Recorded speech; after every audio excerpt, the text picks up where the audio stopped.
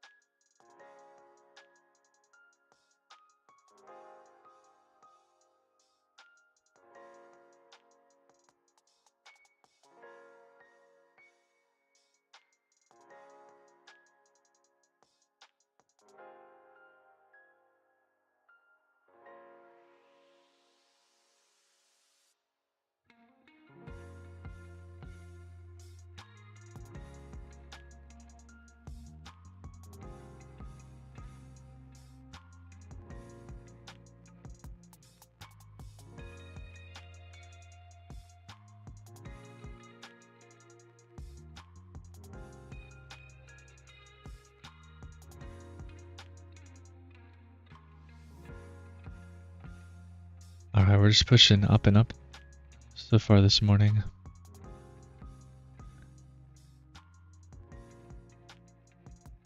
Pushing through the London high, headed towards the Tokyo high, the 876s.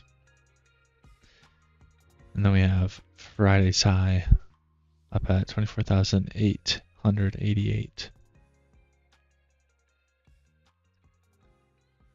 See if you get up there. It's kind of the next level up there, the next target. Order submit. Order canceled.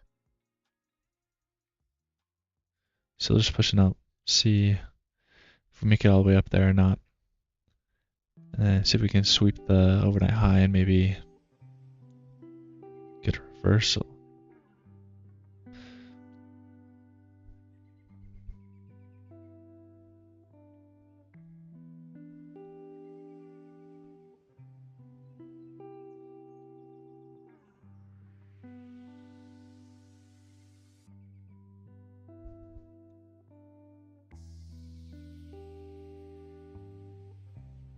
A little bit of support here, or resistance, I should say.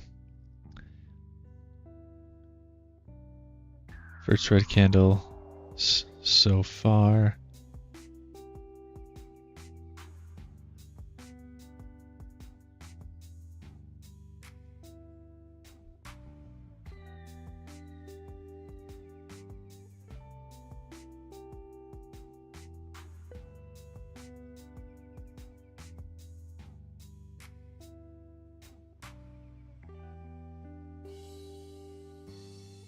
I almost made our way back up to the highs there. Looks like we want to do it. Buyers looking pretty good still.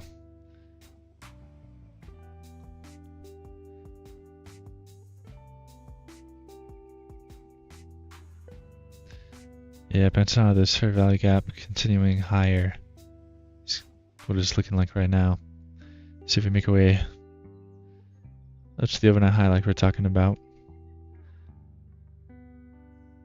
A lot of liquidity up there, I'm sure.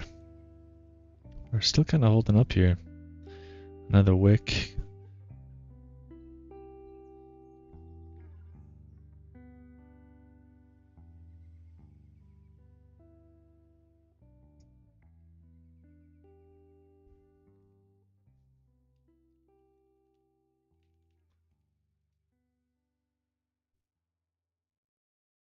All right. So we're pulling back now a little bit more.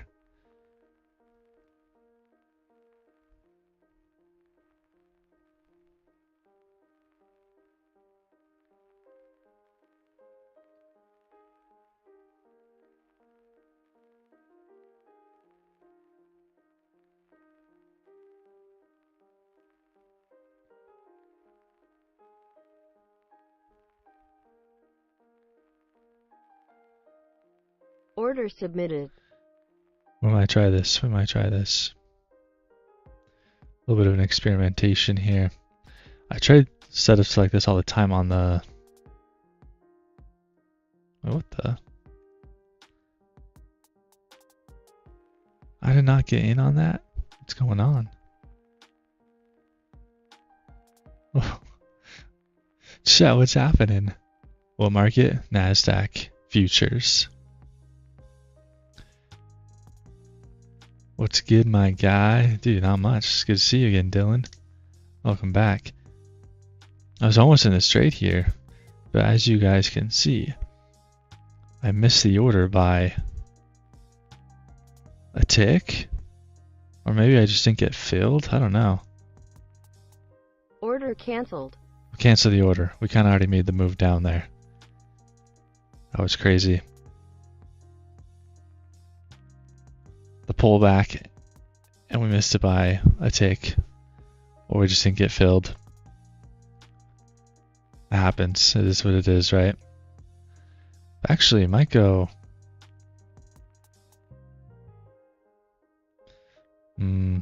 Order filled.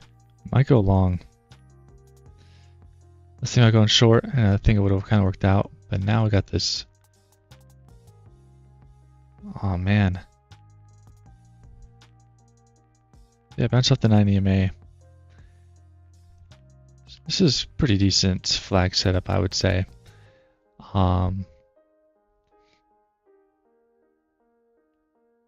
Yeah, just gotta be patient. What make you confident in a trade? Lots of different things. I've done enough back testing and even kind of forward testing of my strategy and different trades that I look for. And I think confidence just comes with time in the market. And when you take a trade enough times, like this one, it's like it's pulling back. It's, you know, like it could be scary sometimes, but I'd like to think I'm pretty confident in it bouncing up and going up still. So yeah, just time in the market. When you take a trade enough times and all the confluences line up, like, and as long as I make sure I follow my rules and stuff. Because I'll say that's when I don't feel as confident is when I do force a trade that's not really there. And then if it's not really working out, it's like, shoot, why did I make this trade? I shouldn't have done that.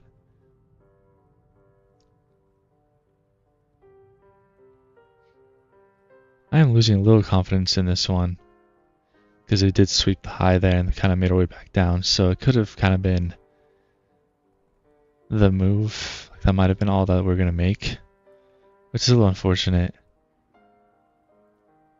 So this one, like, maybe could have gone break even. Maybe could have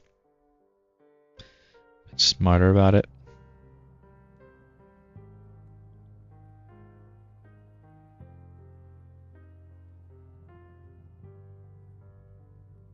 Yeah, it looks like we might get stopped here. Stop filled.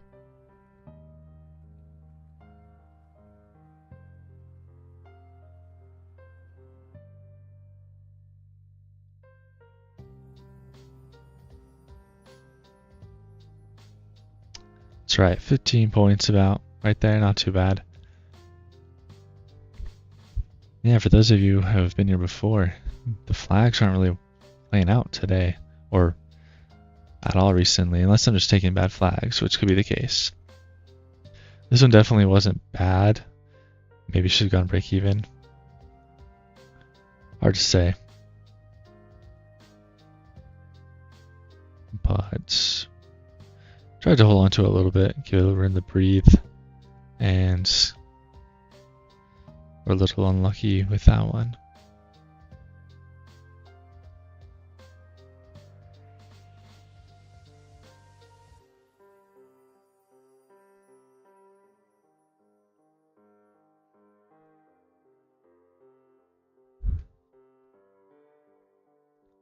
Take a sell. It's definitely shaping up to be a potential sell or a decent sell. But to be more confident, I'm definitely going to be waiting for some more things to validate that idea. If we get up to this gap, and let me just move this out of the way. Move up to this gap and reject out of it nicely. Selling at 821. Okay. We're almost there. It's like we might close above or below the gap on the 5 minute as well, in which case I will definitely be going short as well if we close below 822. But I'm keeping my eye on the 1 minute. If we pull back to the 37, bounce out of it, it definitely could be looking good to go short.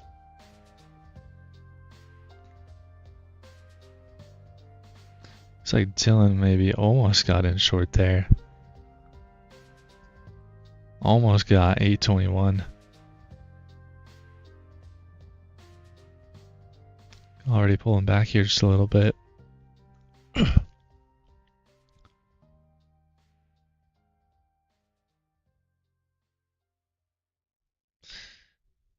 Making our way back to this bearish gap here. Not a lot of news today. I do have some Fed people speaking. Just different FOMC members. But I don't think any of them are like red folder. They're not going to have a huge impact.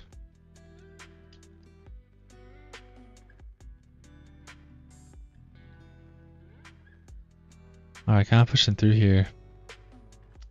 Not really getting that rejection that we were looking for to continue this short, so hopefully no one's in short at E21. We didn't quite get there, but so far the market's just going straight up from there. Still have a minute and a half till we close the 5 minute. We still could make our way and close back down there.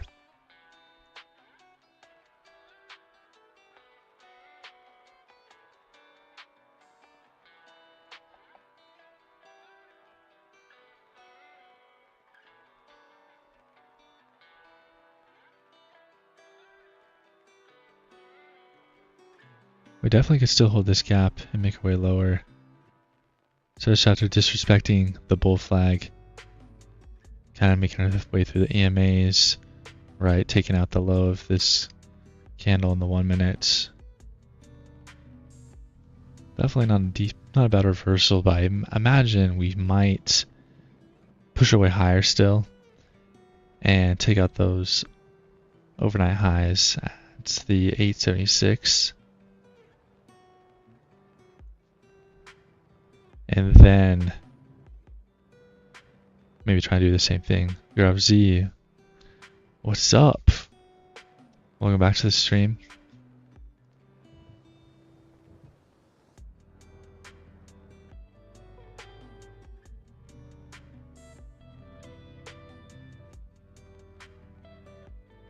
Looks like K-Dubs is back too, liking the live. Appreciate it.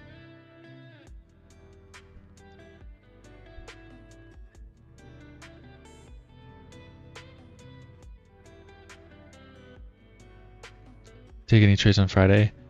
I'm trying to remember. What was Friday? Was OPEX, I believe. Just the options, contracts, expirations, and different things. Kind of a crazy day, pretty choppy. So I think I kind of stopped trading a little early. I think I did make one trade, or maybe a couple. Let me just double check, because I'm kind of curious now too.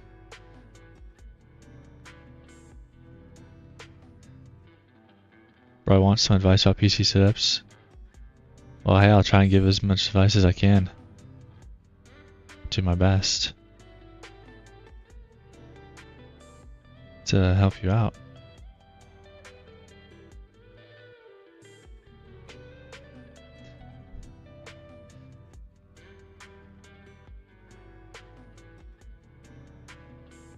Yeah, I think I just took one trade on an account that I didn't have a ton of drawdown on. I was kind of just hoping that I'd get like a little bit of win or something. And then I think I only had like 60 bucks of drawdown or something.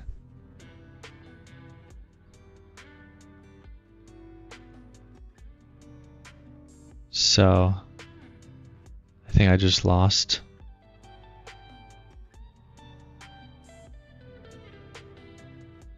Lost 60 bucks or something, blew one of my evals. I think that's the only trade I took. I might have taken another one on like a different... I'm just like watching my stream to see what I did. My old stream. I would probably see the trade and not entering any advice. There's a trade right now. Yeah, it's kind of just chopping around, so I'm also just waiting around to see for something better to set up here.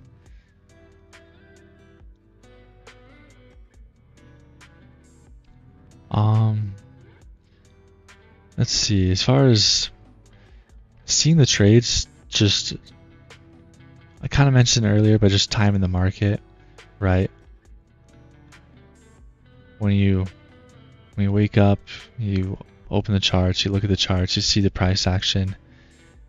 You start to just kind of see it a little bit more clearly, right? Like a bull flag or something like this bouncing off the 9 EMA. You just see it and it just kind of like makes sense. A26 shorts. Ooh, could be a good short. That's where the overnight high is. That's definitely a good short. Potentially, depending on how we react up there. Yeah, my advice for you, J-Love, would be just familiarize yourself with the market, and eventually it'll just start to see, you'll see it more naturally.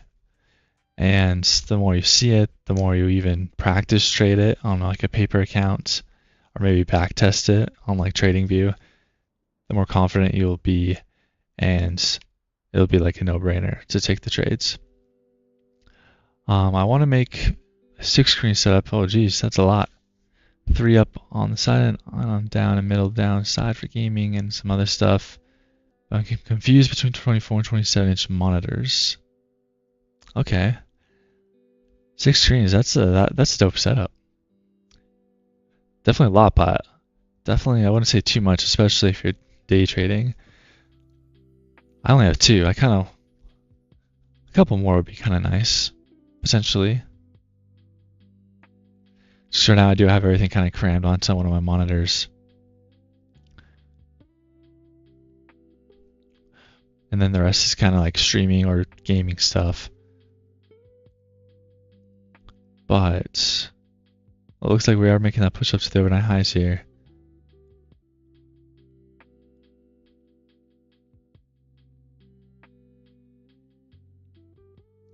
But yeah, from my experience, 24-inch is, it kind of just depends. I don't know. I like 27-inch. That's what I have 2 27-inch monitors. And I really like how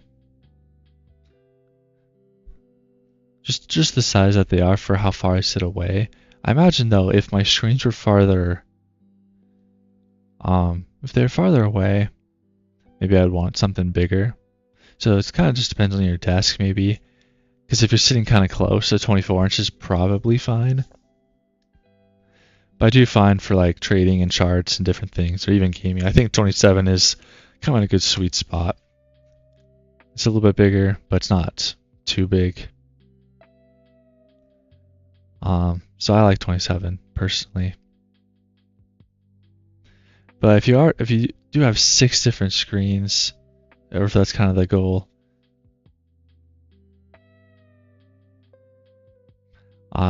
some of the extra screens could definitely be 24. You probably don't need 27 for all of your monitors, just because you have a lot, or like you want to have a lot.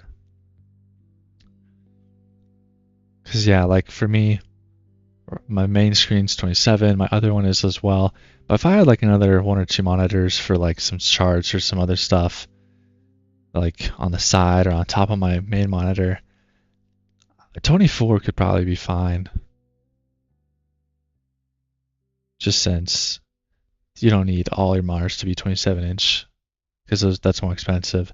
Unless you just want them all to match, obviously. If that's the case, obviously, yeah, you should get all 27 probably, or all 24. JLove, like right now, I should buy NQ. Potentially. I'm not buying right now. I'm just kind of waiting for stuff to happen. We could pull back a little bit, bounce off the CMA, form out a bullfly that we might try taking. But at the same time, like we're talking about just being confident in trades, I definitely like to look for certain things that give me that confidence. And right now we are going up, so you could buy, and it could go up still, but it might not. Just kind of depends on your strategy and how you view the market. I know what to buy. It sounds like you got some confidence there. We definitely are in an uptrend right now. And as far as like key levels go, it definitely looks like we kind of got past this London high, and then we came back, retested it down here, and then bounced off of it, and now we're making our way to the next key level, which is the overnight high at 876, this blue line. So it's definitely not a bad little buy. Get up there, take out the 876, and then from there we could be reversing. We could be good shorts. A couple different things. So see what happens when it gets up there. That's kind of what we're waiting for right now. It's maybe a little pullback, bounce off the EMA, build out a bull flag or something, since we're clearly in a bullish trend right now. But besides that, we're kind of just waiting for it to get up to the overnight high and see what it does. See if we reject it, push through it, make a reversal of some sorts.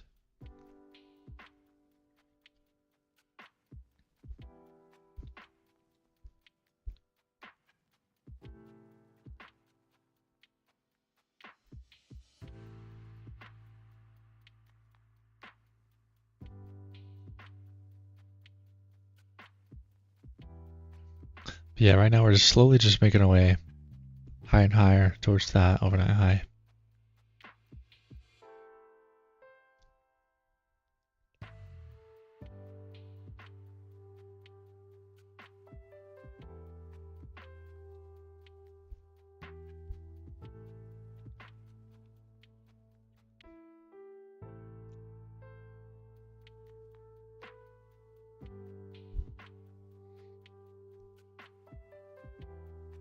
Is that ICT? Is what ICT? I mean, if you're just talking about the fair value gaps marked out, I mean, I guess technically it could be ICT, because he does talk about the fair value gaps and stuff. But I don't know if I would say I trade like ICT. I think he has some concepts that I've maybe learned from and kind of tested on my own, or figured out on my own, but I've never watched any of his videos. I trade crypto, futures, options, so I need 6 screens. Dang. Yeah, you probably do need six screens if you're going to be trading all those things at the same time. Yeah, I barely can fit just futures on one of my screens, so yeah, if you're doing crypto and options as well.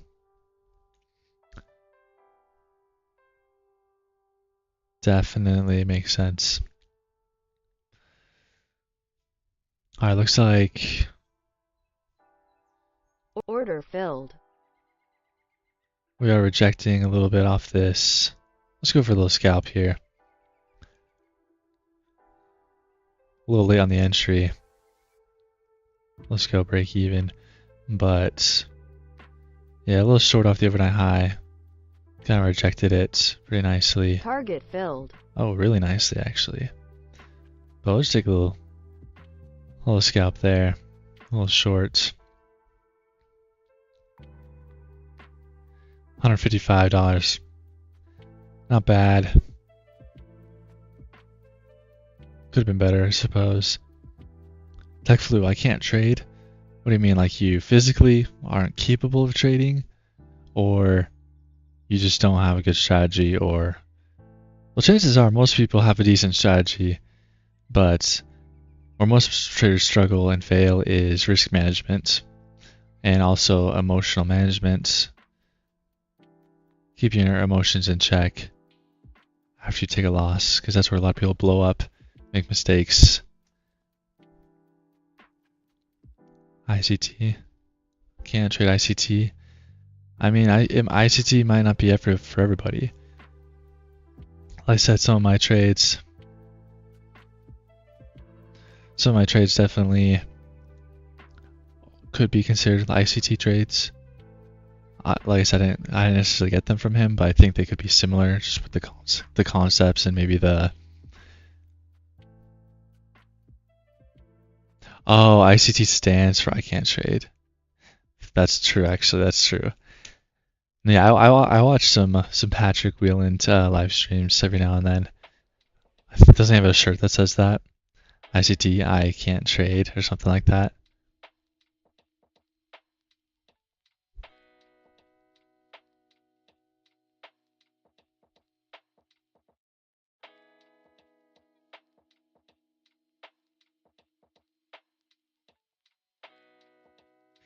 But you can do this for a living, that's good. Ricky Martez, thank you for the follow. Yes, ICT does stand for I can't trade, that's funny.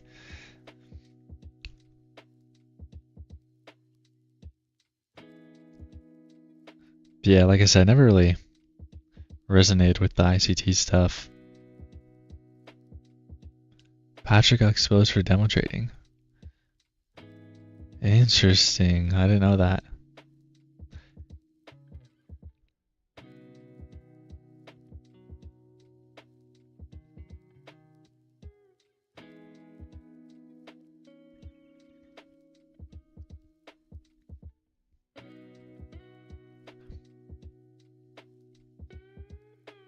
Seems like just about everyone is these days.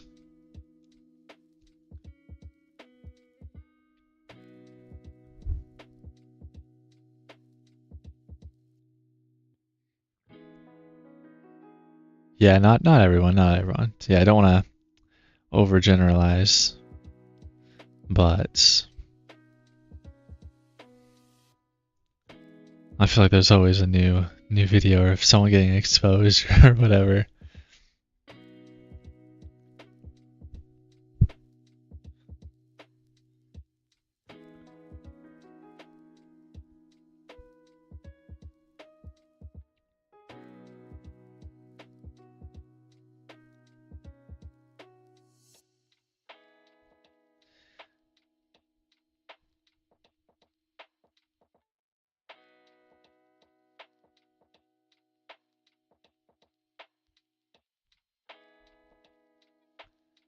Alright, making our way back up to the overnight high.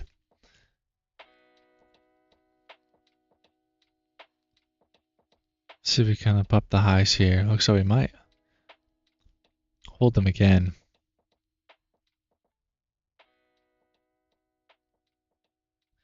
ICT traders feel so much they end up trading support resistance with varied RR. Yeah, it kind of makes sense. I'm not gonna lie.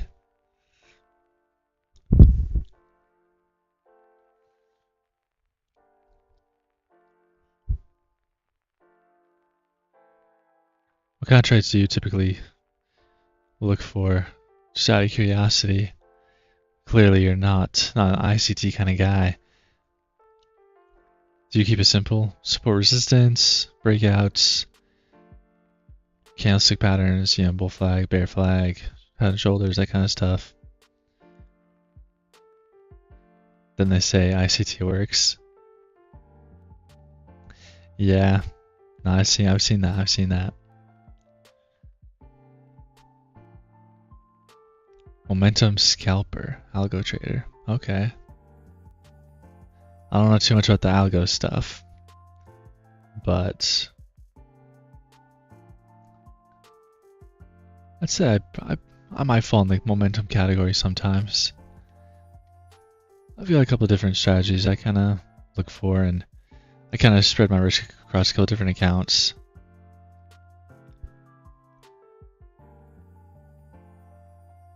But yeah, sometimes I like to take advantage of some of the momentum in the market.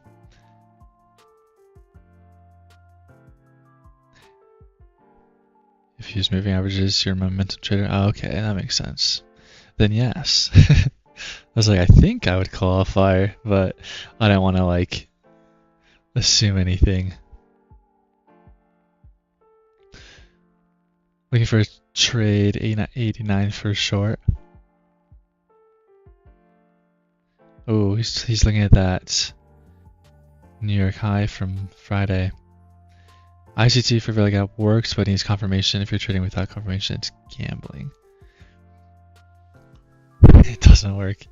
Yeah, I mean, that's kind of... A lot of people are pretty... I don't know, they either hate ICT or they love it. It's kind of funny. I kind of fall kind of in the middle. Because ICT himself, again, I've never watched any of his videos. So we'll just take ICT out of it, but I do like fair value gaps.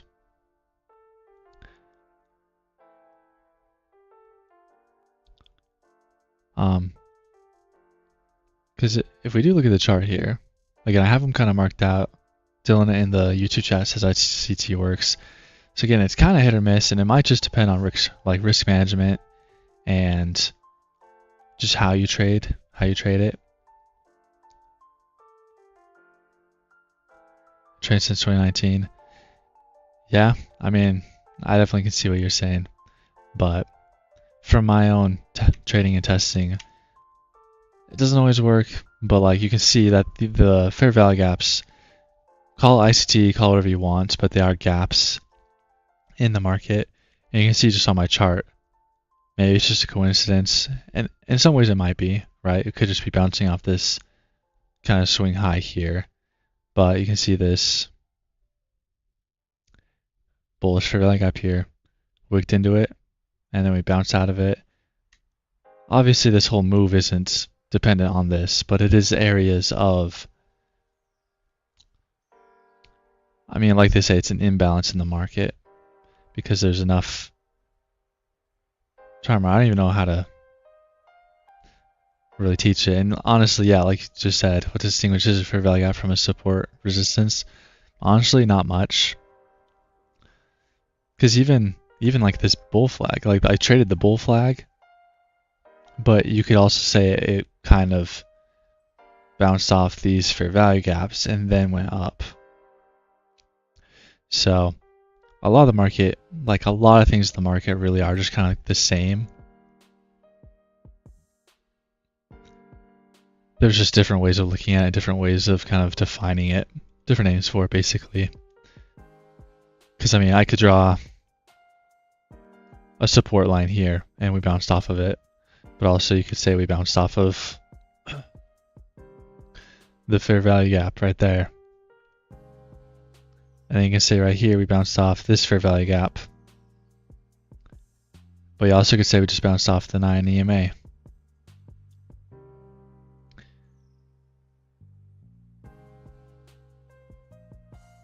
And then even this one, we did kind of get up and we did reject it a little bit, but then not for long. And sometimes that happens. Same thing kind of happens with support and resistance, right? It doesn't always work. So, again, like even right here, we dipped down into it by like a tick, just below the low, and then we bounced straight up. So in defense, you can see the market, like you can see these gaps do get, it does support them sometimes. But like you said, it could definitely just be, well, what's the difference between support and resistance, right? Because you could say like this right here is just the support from these previous candles, or you could say just swept the low of this candle, kind of like a fake out, and then went up.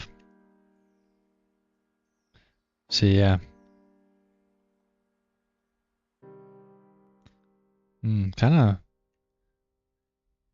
a bull flag there. Not the prettiest one, but just kind of some of these wicks kind of consolidating down.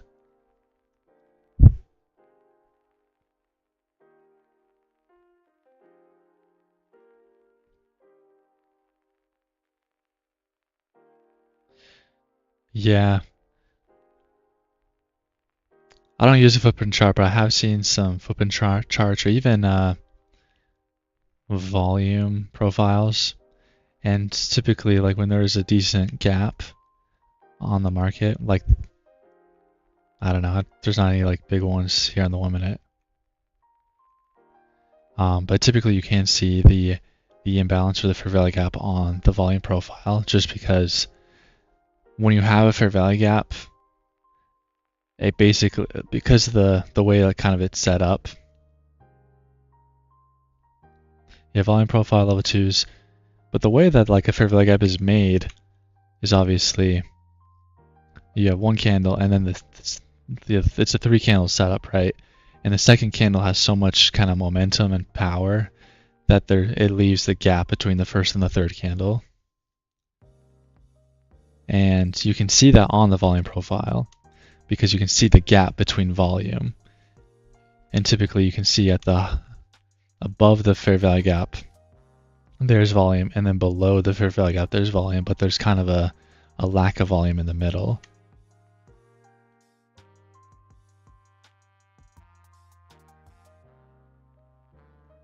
So yeah, like Dylan said in the YouTube chat, just different ways of seeing the market.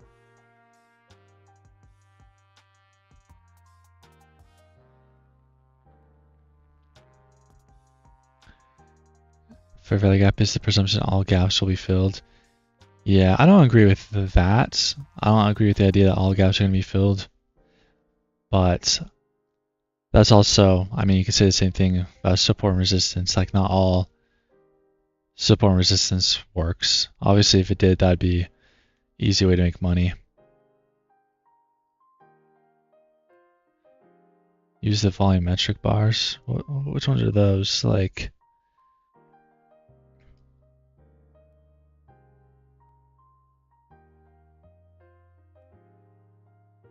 is it these ones?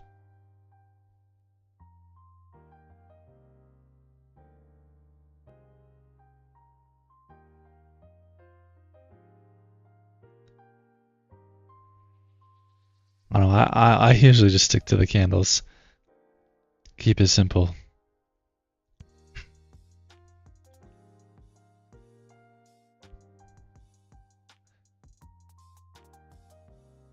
I did have some volume profile on my trading view, but for some reason right now I don't. Don't know where it went.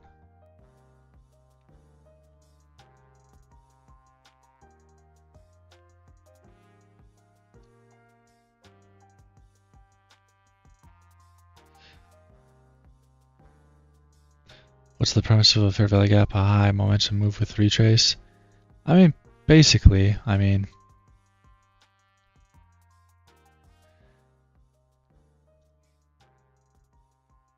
obviously I didn't take this one, or I didn't take any of these trades based off fair value gaps, but it is something that I kind of add as a confluence sometimes, just like one might do the same with like a support resistance or whatever. But yeah, I'd say it's, I mean, you can see right here, you're right, we kind of had this move with the momentum. Clearly,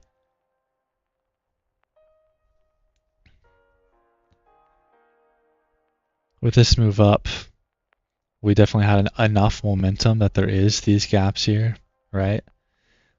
Because the difference between this move with these 3 gaps and this move where there's no gaps,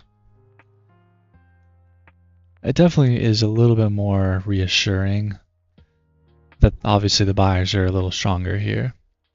I think that's kind of the idea, right? We have stronger buyers here because we're leaving these gaps behind. And those gaps are likely to form some sort of support.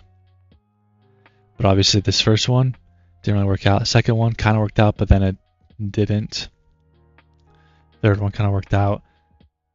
I mean,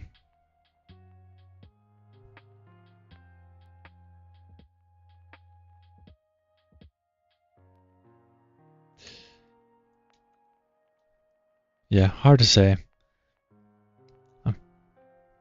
If someone is strictly trading for value gaps, then yeah, they're probably hoping for some sort of retrace, just because that's the entry they're looking for, obviously.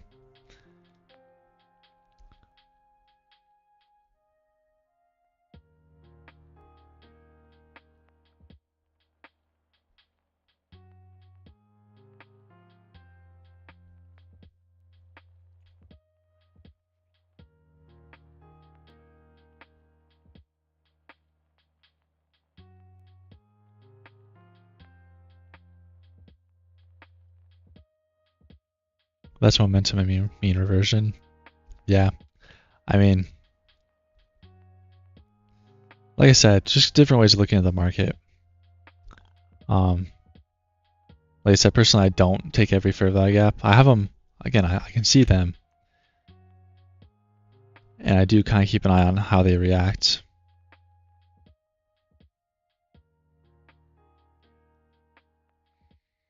But obviously I'm not taking every retracement, every gap. And obviously, yeah, this one down here didn't get retraced into. Maybe that's kind of what you're talking about. Because yeah, obviously, I don't think they all need to be filled or retraced.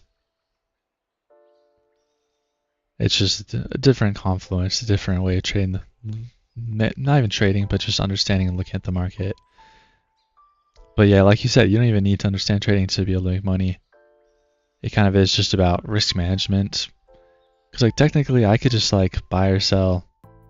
Obviously not going to, but I could kind of buy or sell anytime. And if I manage my trade and my risk correctly and I'm consistent, I could probably make some money.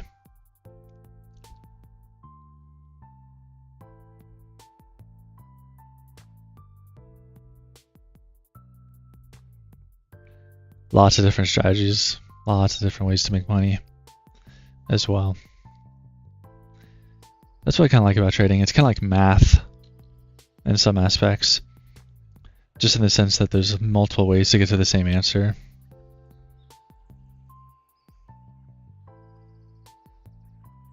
Some people like to scalp. Some people like to take bigger positions and hold for like longer time frames. Right? Some people trade higher time frames. Some people trade lower time frames. Like I'm on the 1 minute chart right now, but some people trade the 5 minute, 15 minute, even higher, right? Like 4 hour time frames sometimes. Some people use all of them together. Some people don't. Some people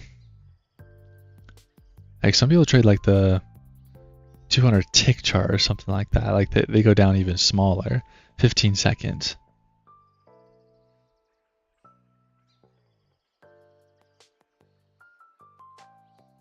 When you're doing this for a long time, things become systemic, and systemic things can be tested. Yeah, absolutely.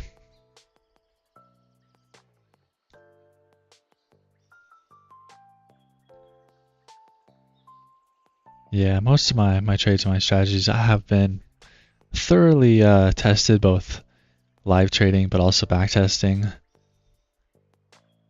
So yeah, it just kind of becomes systemic. You see it, you trade it. Sometimes you lose, but then as long as you are consistent, right? Don't let the loss get to your head. You can keep your win rate above 50%, make some money.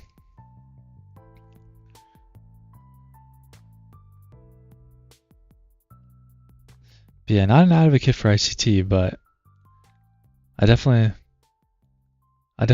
just through my trading I have seen like this example We kind of took out some of the lows, retraced back, found support at the gap, and making our way down. Now, obviously, yeah, this isn't a guaranteed short, and it's already kind of going up right now. And it also could, at the same time, turn into a bear flag. So again, it's different ways of seeing the market. I like debating, and so many traders have evidence and can't be proven. Yeah, I think that's a little silly when traders, YouTubers, whoever, obviously talks about their win rate and their 100% proven strategy. Hey, don't laugh. No, that's fair. I just skip it. Anecdotal. I know that word. I just like I was like, I'll just skip it.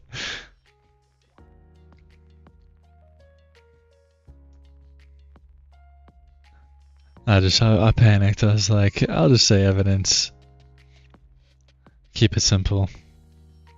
But no, yeah, they love to talk about their proven strategy that they try and sell. And I think that's the big thing is a lot of traders, especially on YouTube, they are usually selling a course of some sorts to make money. And like I respect it to a point because obviously if you're going to put the work into stuff like this, it makes sense to have something for people to buy and kind of give you a little bit of money or reimbursement for the work they're putting into streaming or trading or YouTube videos, whatever.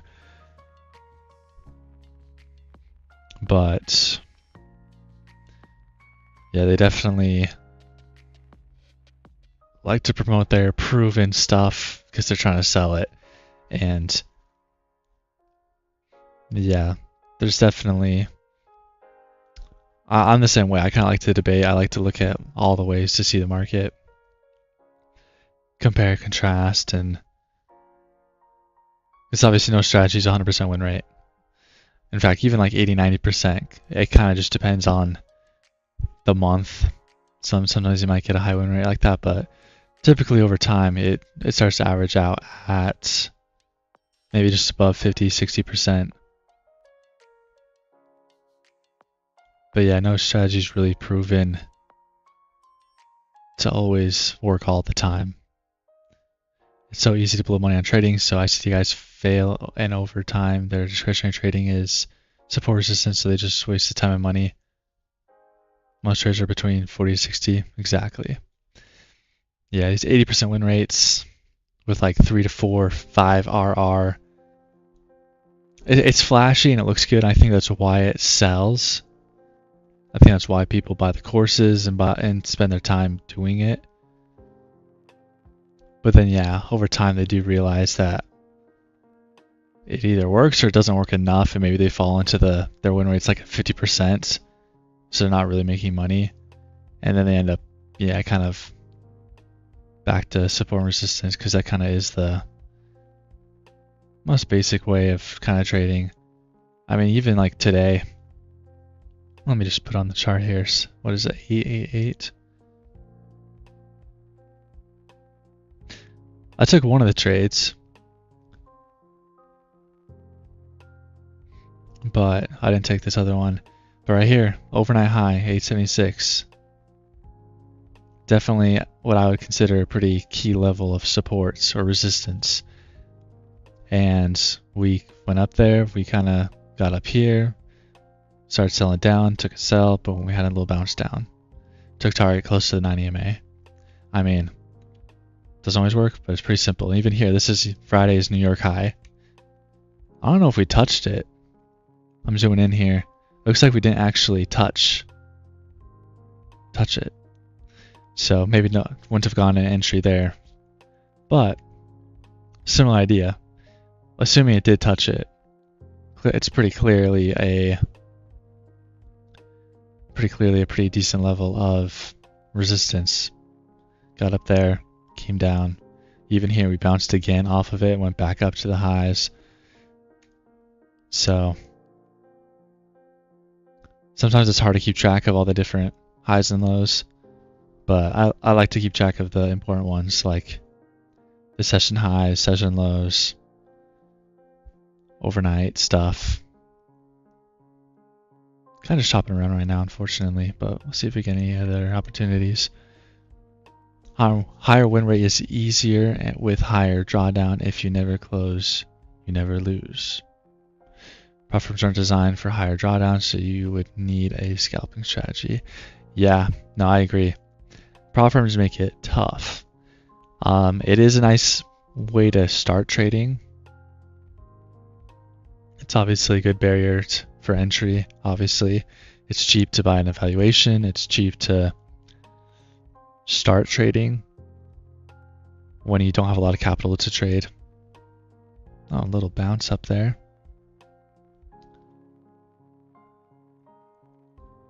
But the rules are pretty terrible, honestly. You kind of are forced to take little scalpy trades, kind of like this one I took, 155. And it is hard to hold for a long time. I know at one point Apex even, they did finally change it, but it was a rule you couldn't even dollar cost average. Like if you took a trade and you were in the negative, you couldn't even make like another trade to average out your entry and kind of hope to hedge it a little bit. Like there's plenty of strategies, and I think like the prop firms they make them against the rules because like obviously the prop firms have to make money, but it is a little silly because they have so many consistency rules, so many different things that like make it harder to trade. They're not designed for higher drawdowns. Yeah, you need a scalping strategy, and yeah, so if people try to hit RR and scale their trades like that, they're set to fail. Exactly.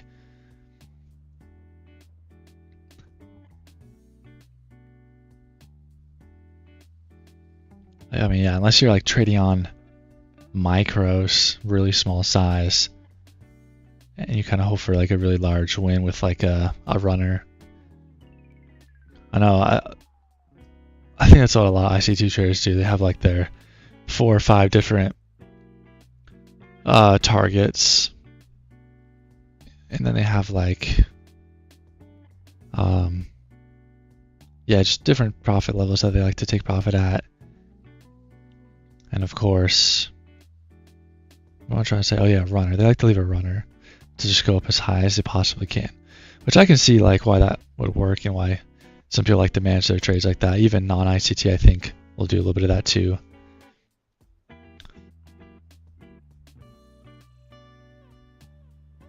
Yeah, exactly. Micros, ton of accounts.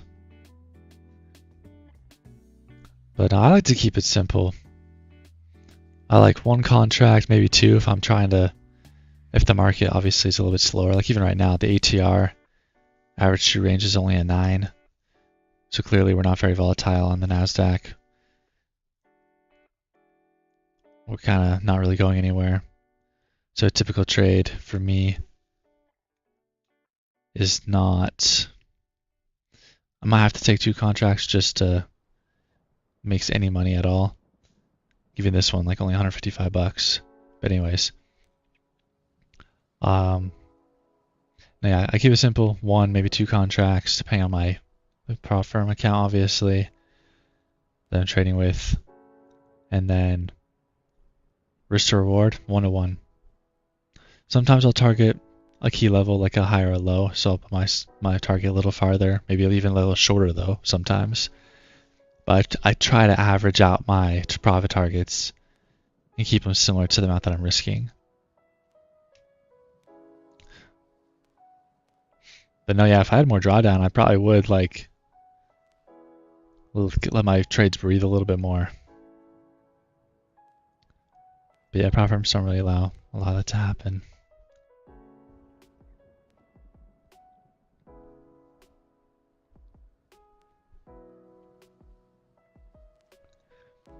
On average, I think most new gen traders can hit like 1 to 4, or 1. Is that 124 or is that 1.4 RR? Probably 1.4. That's what you typed. Yeah, 1.4 RR reliably. Okay, that makes sense. I think in some of my back testing, I was seeing that it wasn't always the most reliable to go for like 2R.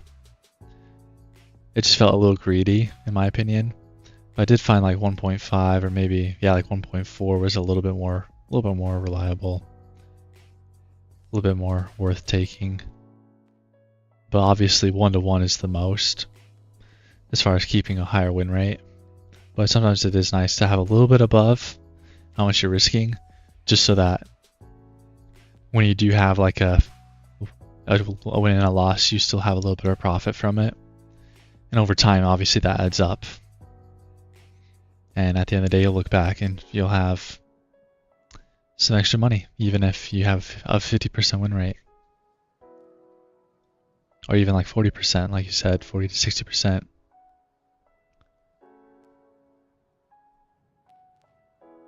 Two is unreasonable. Yeah, exactly. That's kind of that's just what I've noticed. I mean, it's nice and it's great to be optimistic.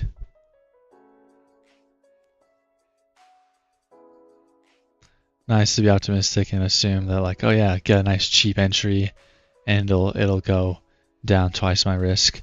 But I mean, yeah, that's assuming that the bounce and based off, I mean, where you put your stop, which is typically with me, I'm assuming a lot of others, it's at a previous higher low. And yeah, that's assuming that it's gonna double the move. Yeah, it's a bit greedy. Yeah. You never traded with Take Profit Trader. I'm not exactly sure what you're talking about, but I did. Actually, Friday blew up my Take Profit Trader account. I have another one. I just haven't traded on it yet. But yeah, right now I just have my Funny and Ticks ones.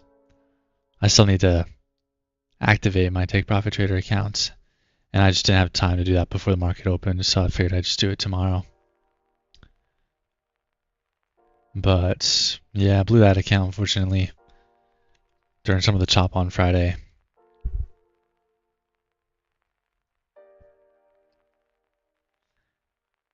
Or maybe it was earlier in the week, bit of chop.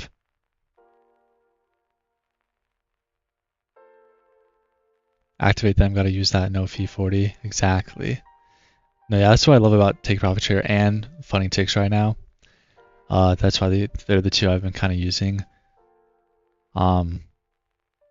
There's no activation fee for getting funded. Because it's nice. I do like how Apex has cheap accounts. Like 20, 30 bucks for like a 50k account. It is nice. But then you have to pay 140 bucks or whatever to activate it once you get funded. Which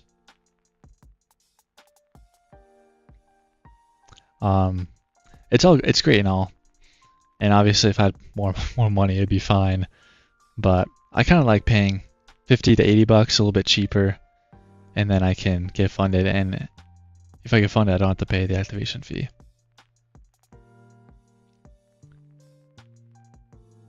You lose at least 0.2 to 0.6 hours just with market volatility noise. Exactly. Sorry, I missed that earlier. Challenging ICT guys to 1v1 25k. Winner takes all. I'll duck the smoke. That's funny. 25k pro take profit account. Nice, nice. Sounds like a pretty decent challenge. Sounds like you're pretty confident. I'd be scared to trade someone with your confidence.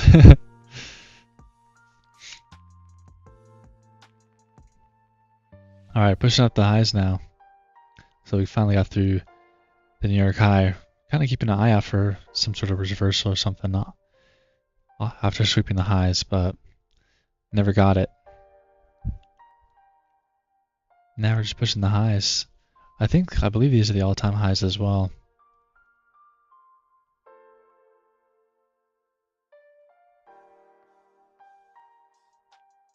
Only pass account is $90, and winner takes all profits on the pro account. Nice.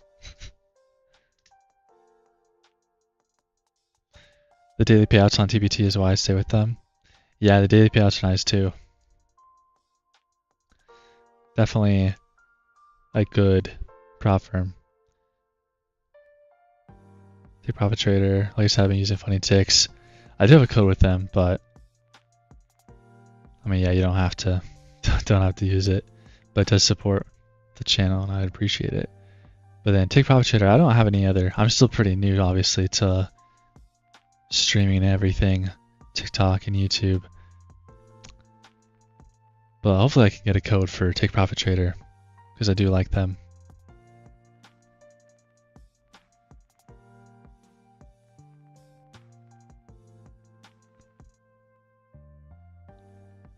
Ooh, Dylan saying he'll take that challenge. I think he might even trade some ICT as well. Someone in my YouTube chat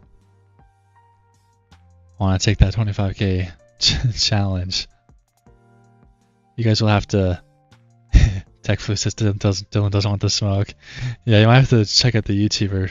Dylan might have to come to the TikTok. You guys can sort that all out. That'd be funny. I'd be down to watch that, or I don't know, something. That'd be funny.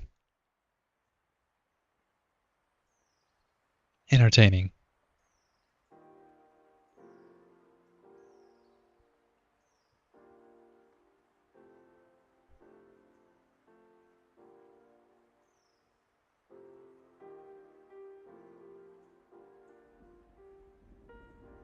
He says if you can't make $1,000 on account daily, I'm gonna cook you.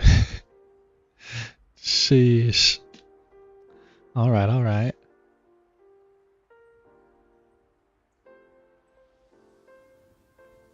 Trash talk has begun. Things are getting interesting.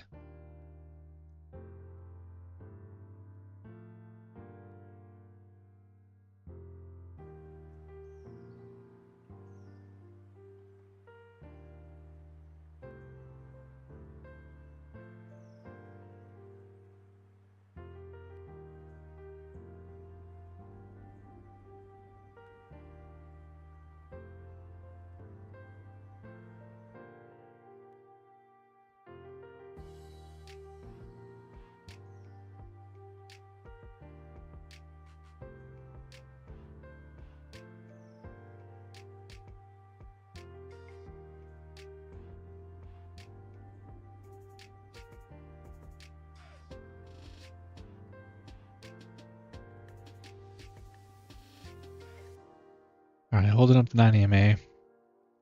Pretty well there. We didn't quite make... I mean, we kind of had a bull flag here. Kind of consolidated our way down. But not the cleanest. Yeah,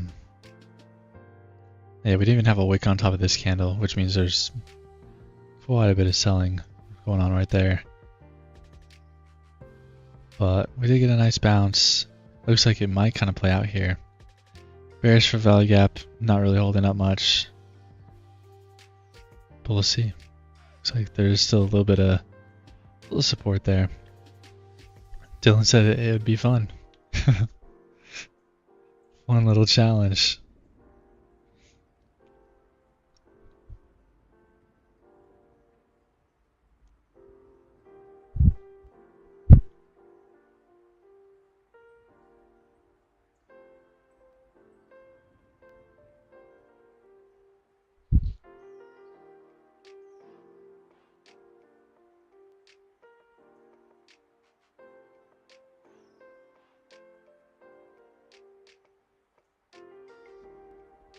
Find a verifiable profitable mentor, scale your risk so you can take 10 losses in a row and use their strat. That's good advice. Easiest recipe for success in trading. Yeah, no, that's some really good advice right there.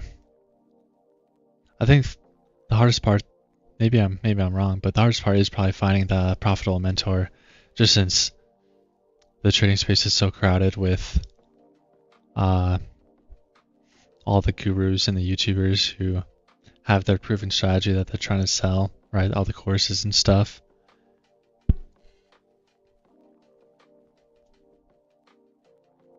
It's been hard to kind of filter through, you know, what is actually good and what is not.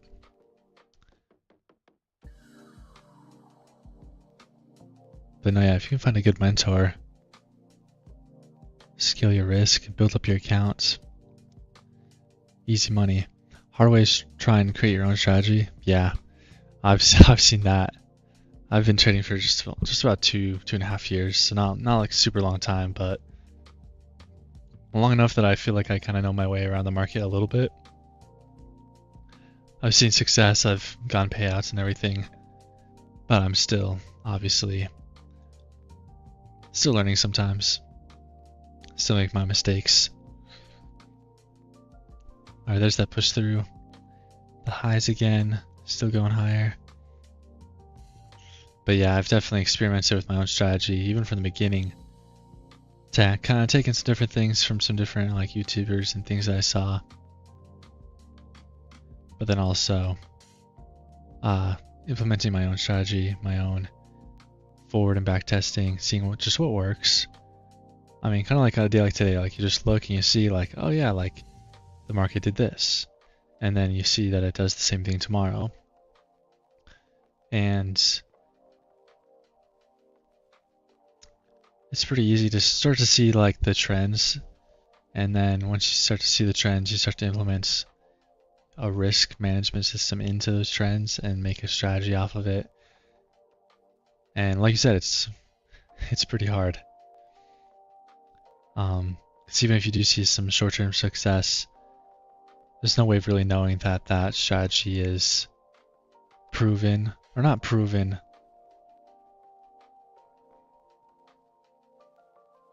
But just as far as like knowing that it's overall profitable after a year or like a higher time frame, that's obviously where it can be tricky.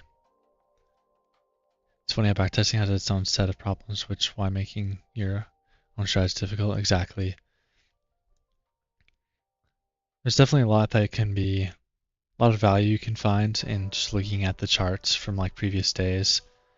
Like if I just like scroll back and like look at some of the overnights, like you can see like things, and there's definitely some value, I think, but it's definitely so hard to really know, depending on your strategy, if it's actually profitable or not. Because I've had plenty of like backtesting strategies that like I swear like even a month or two of backtesting, I'm like, shoot, I have like a 80% win rate. This is easy. I'll just get funded and do this. But then you do it live and it doesn't quite work the same. Because there's no way to really replicate the live environments. Just because of like orders getting filled, orders not getting filled. That's its own thing that you have to deal with, right? Getting the perfect entry or not. But also, especially on some of these scalping trades, like you can see like these previous candles in these wicks, but you have no idea what happened in that whole minute. Order submitted. Before like it closed the candle. Like this red candle could have done. I could have bounced up and down 50 times before closing down here.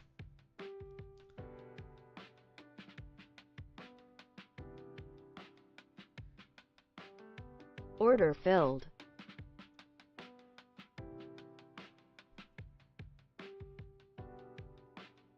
Alright. Nice little bull flag here. We'll try and take it. See if we can get that little push. We're already kind of at the highs. Might not be bad just to go break even, take the risk off, but definitely not a lot of breathing room yet. Yeah, we'll do it there. But yeah, ATR is kind of low. It's kind of a small trade. Maybe should have gone in 2 contracts. Let's see if this plays out.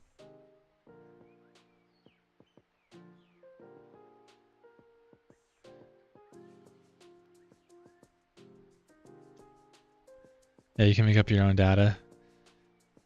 Trying to make trades win. Yeah, it's so easy. Yeah, you're back testing, and like, at least from my experience. Target filled. All right, there's the push up. There's the break. Nice bounce off the EMA. Bull flag. That's what we like to see. A little unfortunate we lost that one earlier, but it looks like we're almost back to break even on the day on this account.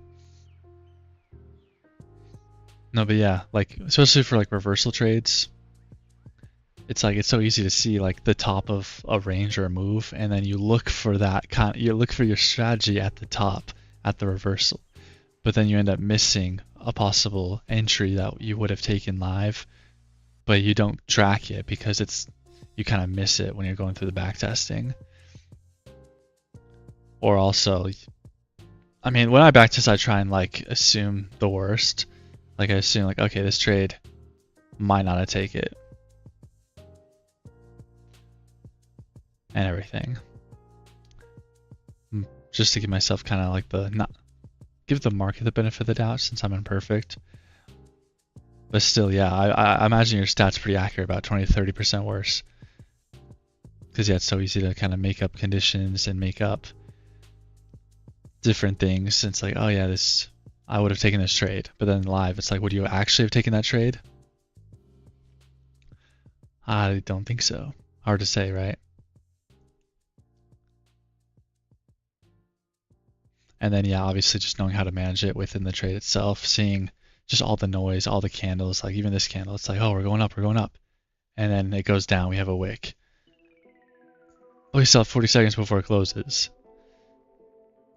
I think that's something I noticed as well, because I like to go break even to take off the risk at some point in my trade, especially if we take out like a high or a certain key level and there's a chance of it kind of bouncing back down. I like to go break even, but when you're backtesting, you can't backtest break even, because within this one candle, we could have gone up, gone break even, gone stopped out, and then still closed above. Right? So my backtesting would have said winning trade, but live trading says break even trade. Reversal trades are historically how I've lost the most amount of money trading. Yeah, that makes sense. It's tough. I mean, I've made a decent amount. I even got some payouts last year from some reversal trades, but definitely have my fair share of losses. It's a hard thing to do, trying to time the top or the bottom of the market, especially on a day like today. Like today, we're at all-time highs. I don't see any point.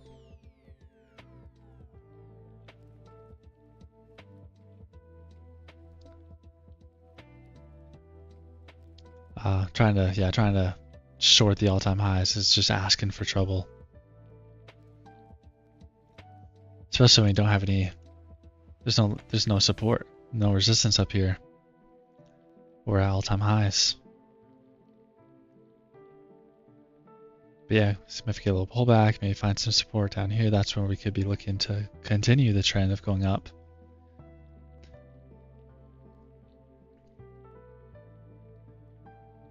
Moving stops to break even is essentially a trail stop, and if they are configured to market volatility, you'll get stopped out.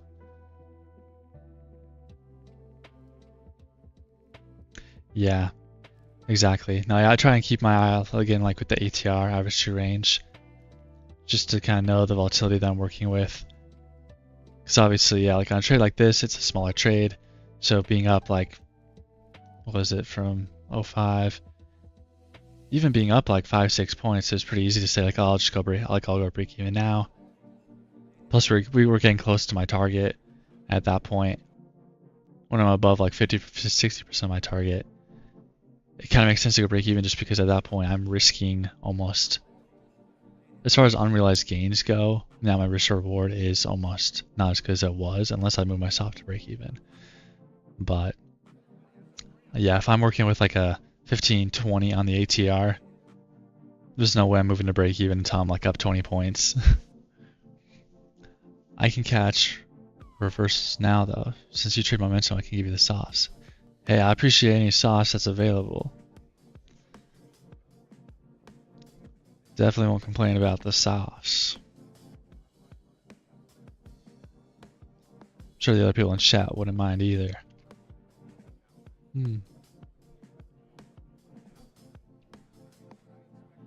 Still making our way up though. Buyers are not giving up today.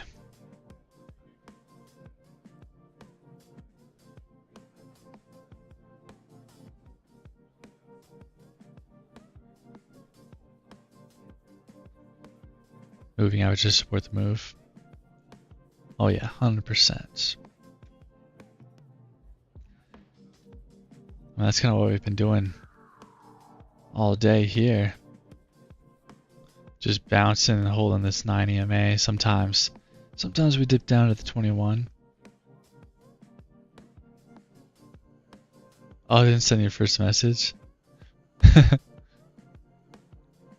Oh wait, maybe I'm seeing it now. Oh, I am. For some reason, like I didn't see it the first time. Reliable reversals happen when long or short momentum decreases, then there's a break in trend. Then moving averages support the move. Okay.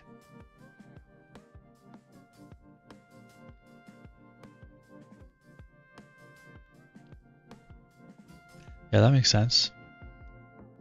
I like that. I like that. Yeah, you kind of round off the top of the move, and then you kind of break lower, and then you look for a retracement to the EMA of sorts.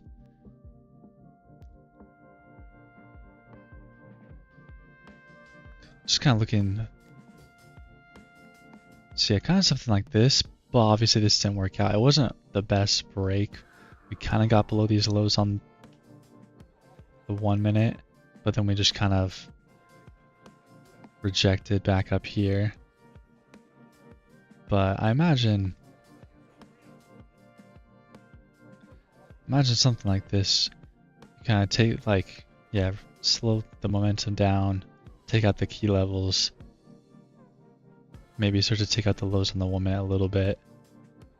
Obviously not the best break here, but then if we did get a better break, maybe, yeah, kind of come back and then hold these EMAs and make our way lower. But obviously kind of a fake out here, and obviously all-time highs as well makes it tricky. But yeah, so far we're just holding these EMAs to the end of the world. If that move is weak and it retraces after that break, there's no longer a reason for a move in that direction. Alright, alright. I like it, I like it.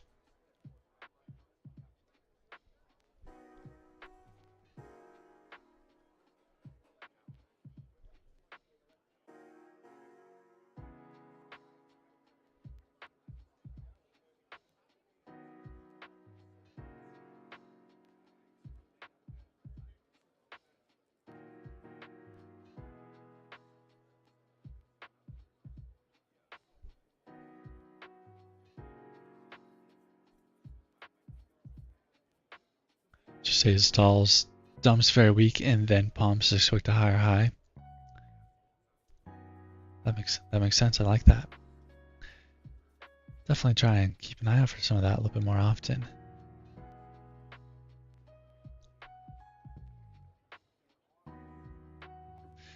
Because if you were in short, you would have cut your short losses or would have taken profit. Right, right.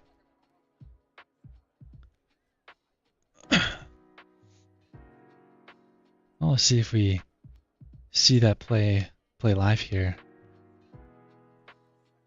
Might not though, just because we are still at all-time highs and we're kind of just pushing up. But you never know. Could get a nice little break lower. We do definitely have some decent selling right here. Actually, I guess not a lot. I'm looking at Delta and there's not a lot of selling volume. But I did get a big red candle.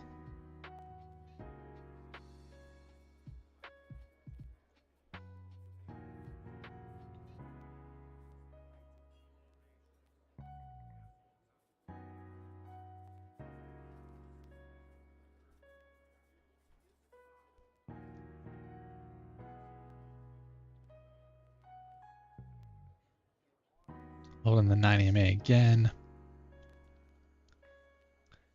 We definitely don't seem to have a lot of bullish momentum. Definitely slowing down a little bit with all these wicks. But clearly the buyers are still holding this 9 EMA. We just retraced this whole red candle, making our way higher. But also, ATR is a 7.6. Pretty low. Typically my scale is kind of like, I think this. Something like this. And yeah, you can see these candles are barely, these are just tiny, tiny candles. Listen to highs again. Yeah, market's kind of dying out a little bit. It's not even 9 o'clock yet.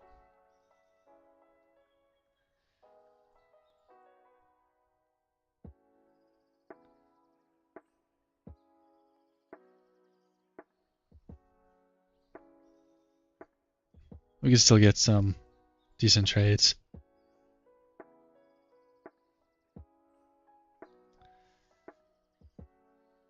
But right now, not looking the best. Might just kind of slow grind up the rest of the day.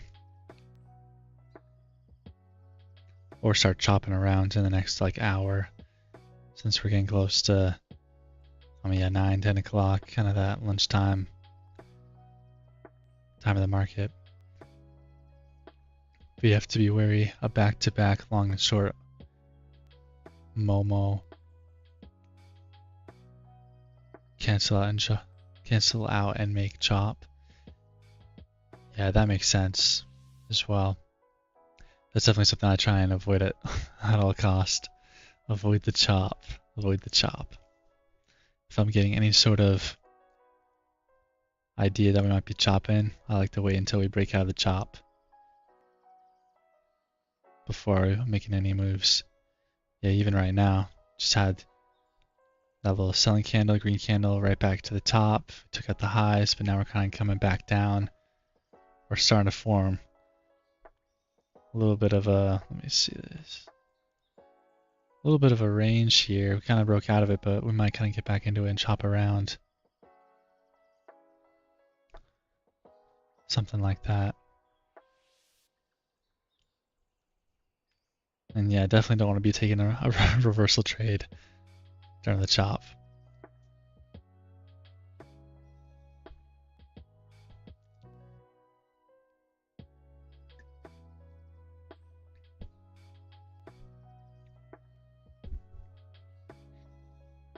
Or a continuation.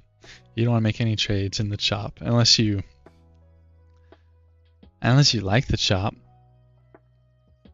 Maybe you're a what is it called?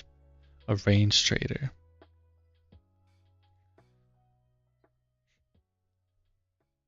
I don't know, that could definitely be a popular, semi-popular way of trading, right? Just sell the top of the range, buy the bottom of the range. Which works until you break the range, of course. But yeah, I avoid the chop. Dylan's long on YM. Ooh.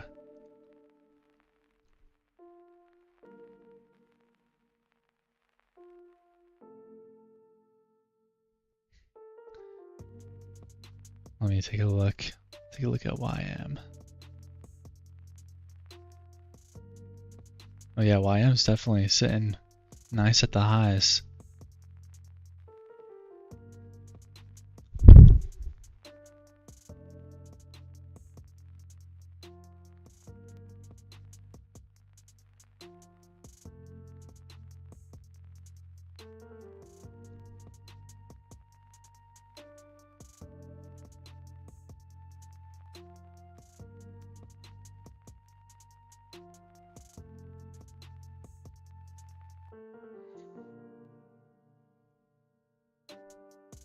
Strong Momo moves are followed by chop. That's why traders lose money if they keep trading.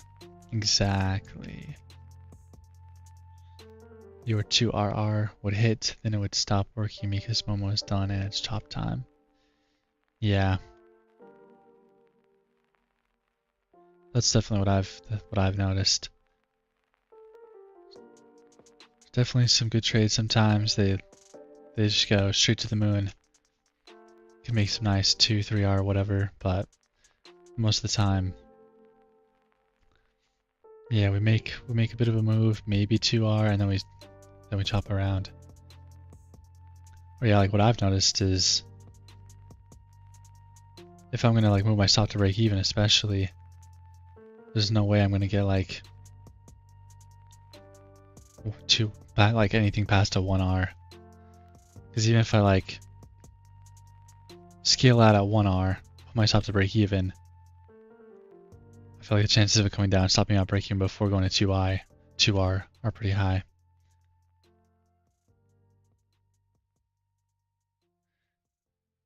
This is why midday chop is a thing. Market open brings Momo, then after the move is done, 11 to 1 p.m. is chop. Exactly. Makes the move. Everyone's getting into the market, and then once the move is over, start to chop. And obviously volatility just goes down in general because everyone's going to eat lunch. And obviously when everyone else is taking lunch, when everyone else is done trading, you kind of have to be done trading as well. Because yeah, there's no point in trading when no one else is trading.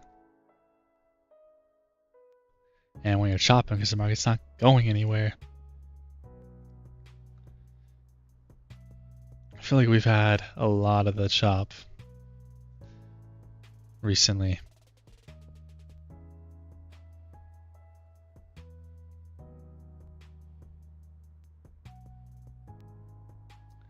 Last couple of weeks, quite choppy.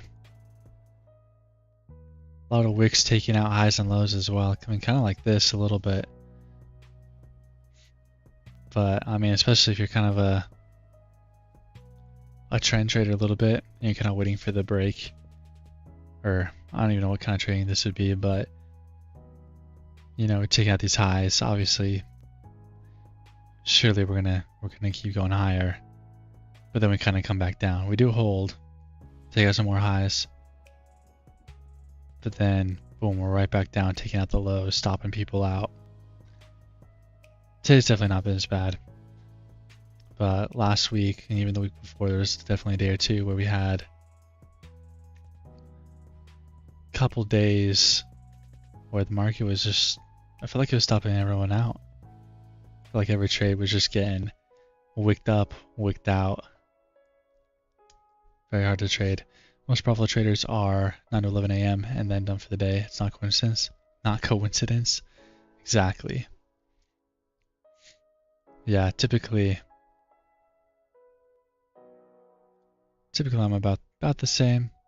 Sometimes I'll trade till 10:30-ish. Sometimes I've seen some decent opportunities. But no, yeah, typically the market's definitely not giving a lot more opportunities after 9 o'clock. My local time, anyways. I'm assuming you're talking about 9 to 11 Eastern. So yeah, we're almost 11 o'clock Eastern as we speak.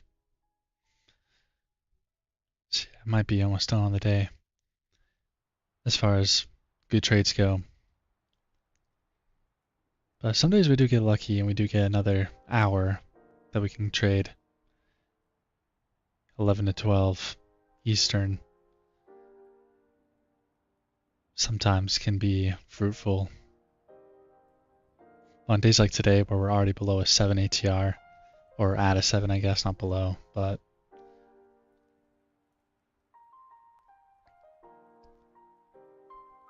we might be lucky. We might see something in the next 30 minutes, but not the most confident in that happening.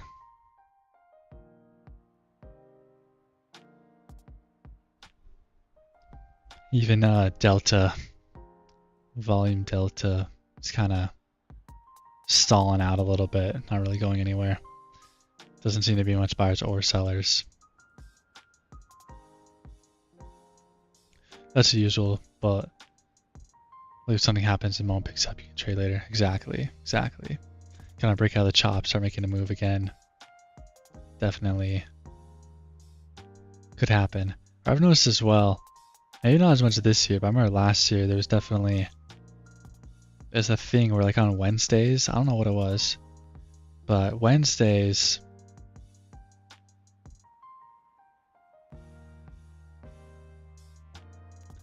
sometimes Wednesdays would be like pretty boring in the morning, not a lot would happen. But then in the, like after 10, 11 o'clock, it would, yeah, it would kind of pick up again. And then it would start to make the move in the afternoon during like lunchtime and power hour and stuff.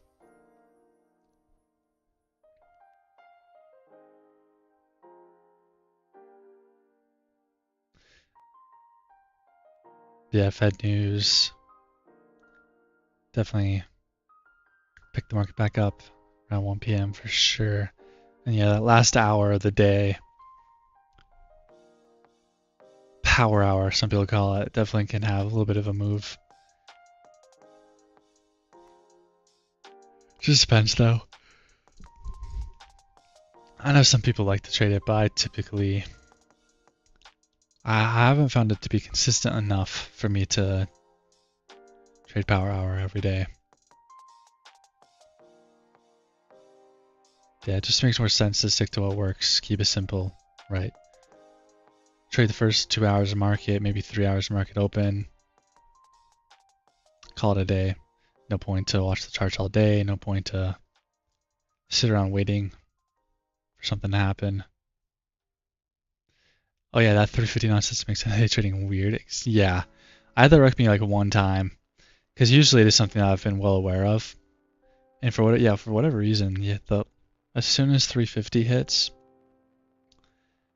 it's like news for some reason. It's just this crazy like volatility, and like the orders on the books are like really thin and everything. It's weird,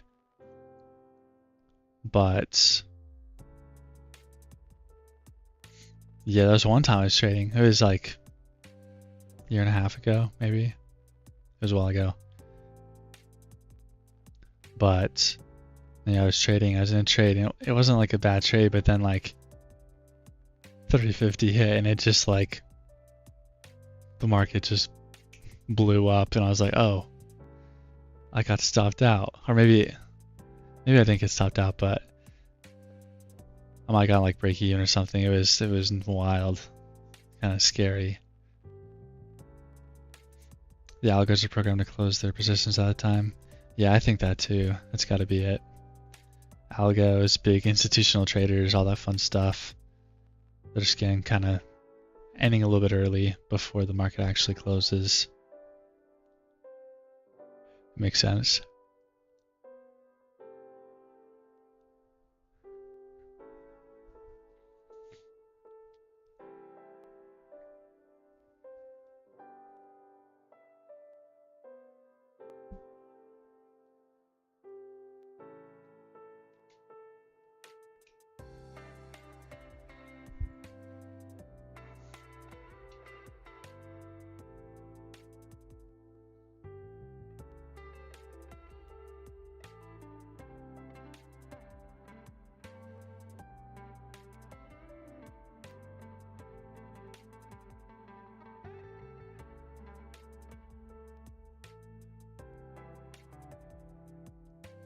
Market's still kind of just going higher, but we are pulling back a little bit now.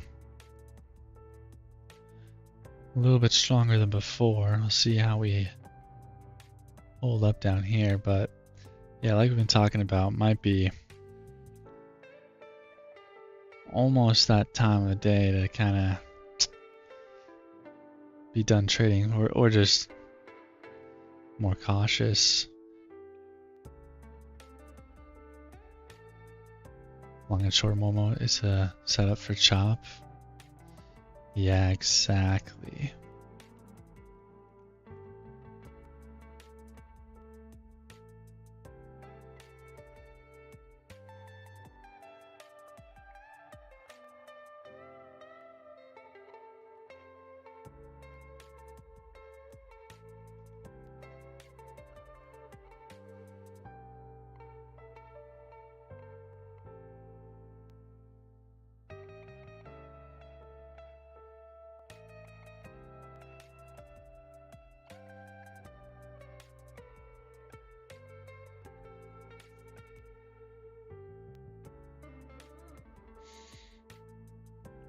Yeah, it's definitely looking like it wants to chop right now. Have that long momentum. kind of off this 9 EMA. And not super strong momentum, but relatively speaking, obviously. And then we just had some short momentum down, retracing the move.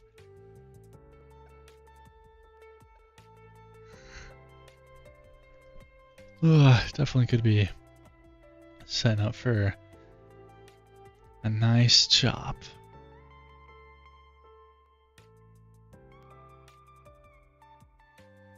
After the chop, this would be a good entry for shorts in anticipation of a dump.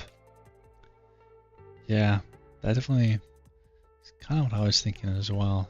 A little consolidation up here, a little chop. And especially if we do start taking out some more of these lows. A little more selling momentum. It could be a nice dump. Or retracement, definitely.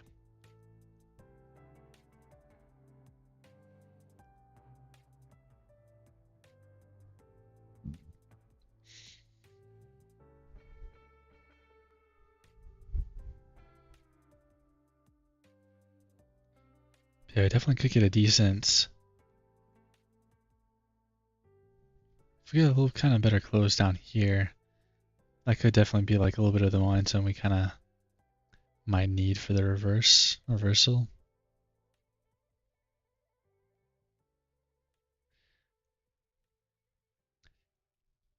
Yeah, considering how nice the long move was, it's definitely gonna be followed by some chop. Exactly. That's what I'm a little hesitant about, because I'd love to get like a dump or reversal. Even this, right? We kind of took out some of the lows on the 1 minute, and if we did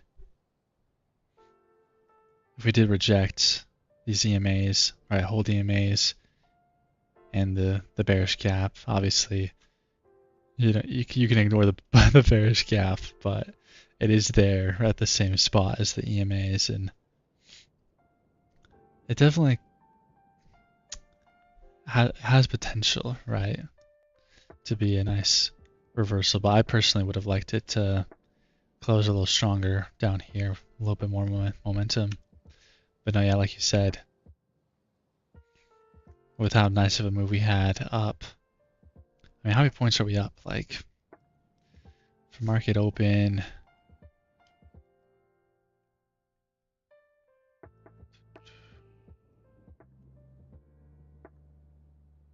why won't it let me click this? All right. Oh yeah, we're up like over 100 points off market open. Actually, not as much as I thought, which I guess is because we're kind of a lower volatility day. Obviously, only a 7 ATR right now. I think we peaked at like a 10, which is typically on the lower end. Yeah, up 100 points. Not a ton for NASDAQ's sake. Typical NASDAQ anyways. But definitely pretty strong move up despite it only being 100 points. So definitely we're kind of due for some chop. Definitely.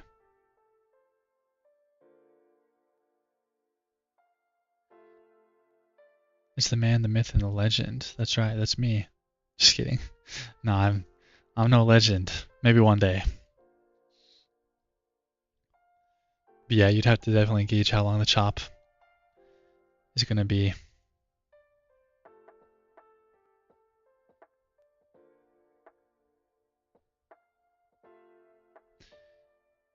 Yeah, Momo is relative, so increase Momo relative to what it was before. Yeah.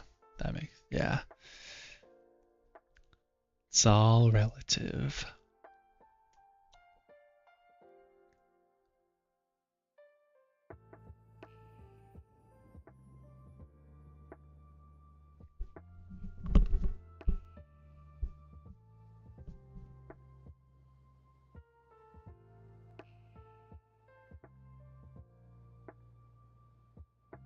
I'm kind of holding up here at the EMA's bearish gap. Yeah, I don't think we quite have the momentum we need to go down quite yet.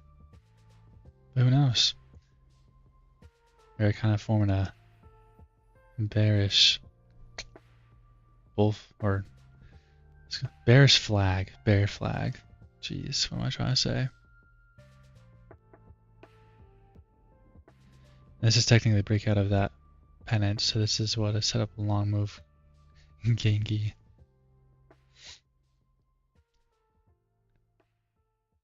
Yeah, definitely could be.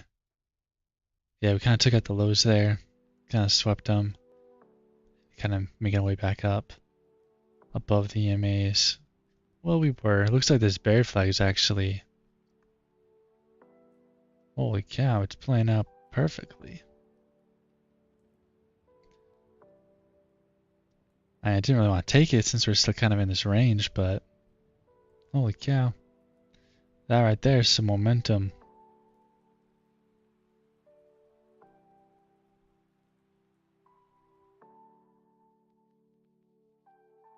Definitely kind of breaking the lows here. It could be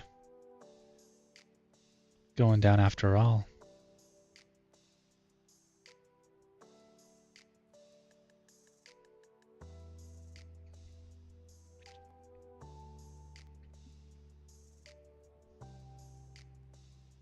Might be looking for a short after all. Maybe the market's not quite dead yet. Yeah.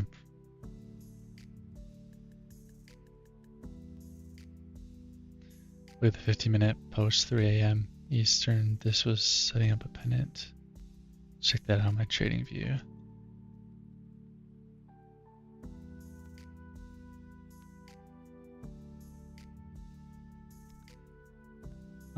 Okay.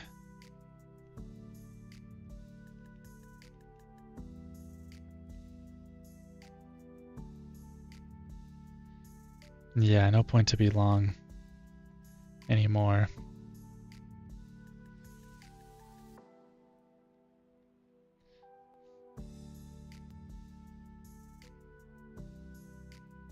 Yeah, definitely some consolidation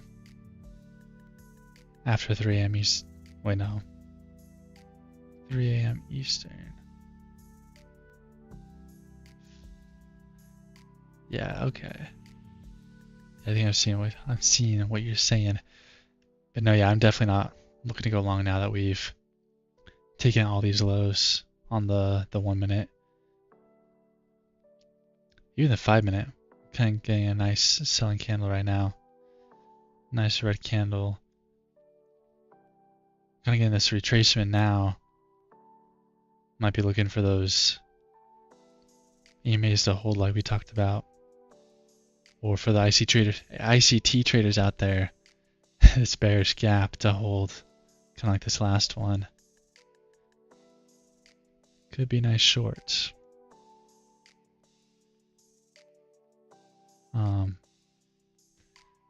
Yeah, if we kind of hold below these 909s, could be decent short. But so far we're kind of bouncing a little bit right there. We got these wicks.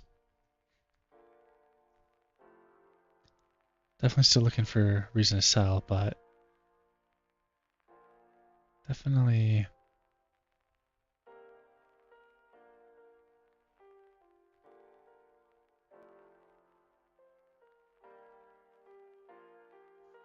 not quite sure what I want to do just yet.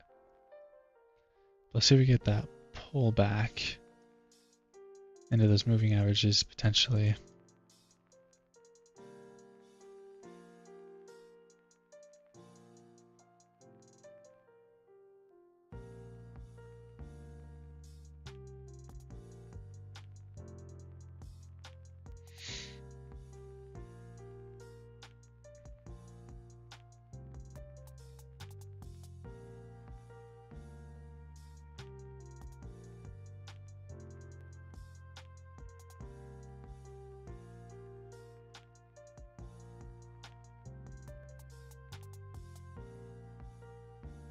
Alright, pulling back now up to those, up to the 9 EMA.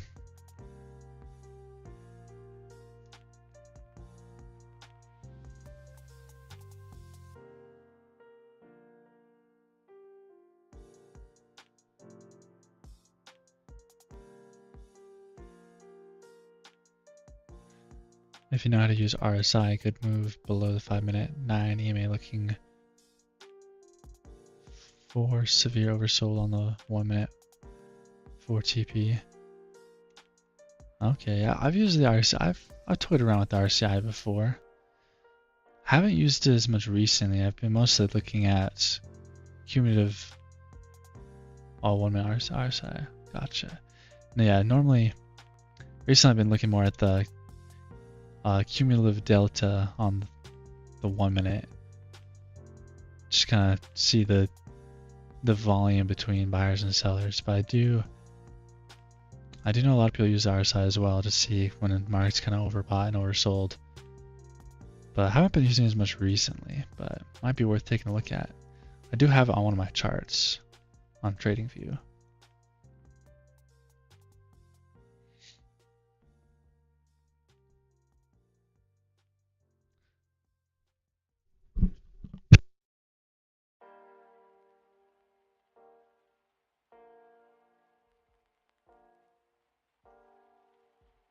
So I don't know if you heard that sneeze. I tried to mute, but I didn't have quite enough time. I'm not sure if I got it or not. Hopefully no one heard that. All right. Coming back down. We did get that little pullback into the 9 EMA. Maybe should have gone short, but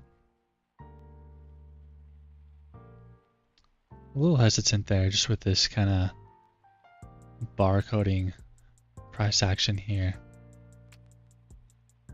But yeah, right after the 9 EMA, definitely nice little short here. Maybe reversal.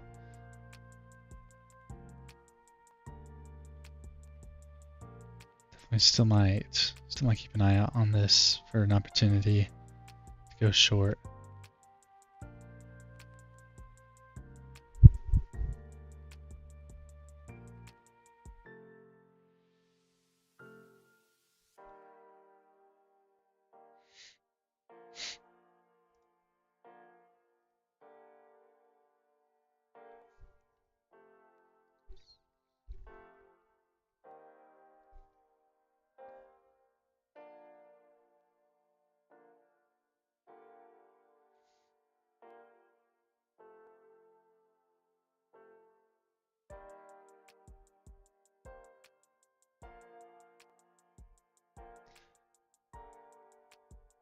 Phone after a router sent that message. Ah, dang. That's the worst right there. Dylan is short. Not a bad spot to be short. We are taking out some of these lows. We are kind of past that 910 level. Looking pretty good. Yeah, it might be. Depending on how this 5-minute candle closes the next 30 seconds, I might be looking for a little retracement and then try and join the short here.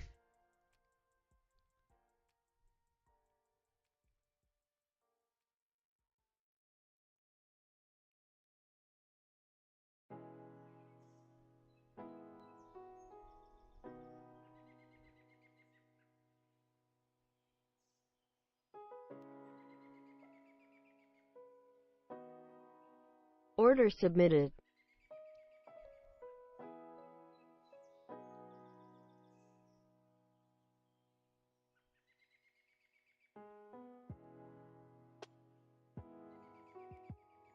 TP 884, stop loss 916. Nice, nice. Yeah, we're holding the shorts pretty well here, so we get a little retracement now back towards this EMA.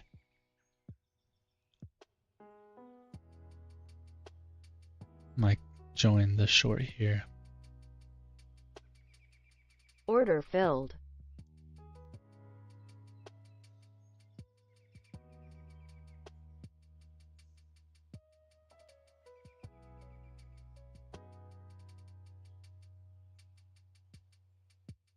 Alright, back up to the 90 EMA, so hopefully we can hold it, get back down. Continue this short, hopefully a nice little dump. Especially after all this buying earlier. But we definitely could chop around, and if we do start chopping around, we might close the trade.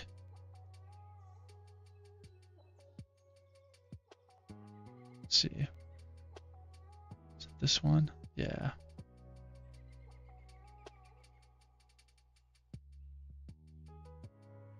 Got smoked. Uh-oh. You hate to hear that.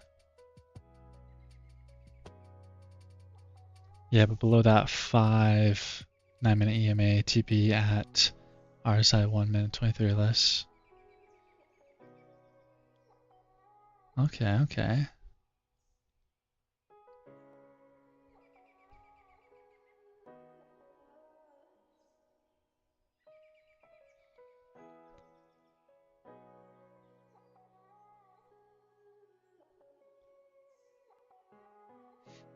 Alright, see how this plays out. Getting up to the 21 EMA. Hopefully we can hold that. I mean, we've kind of been set up for a nice short here. Maybe I just missed out. Maybe I'm getting pranked. But we'll hold on to it. Give it some time. Give it room to breathe.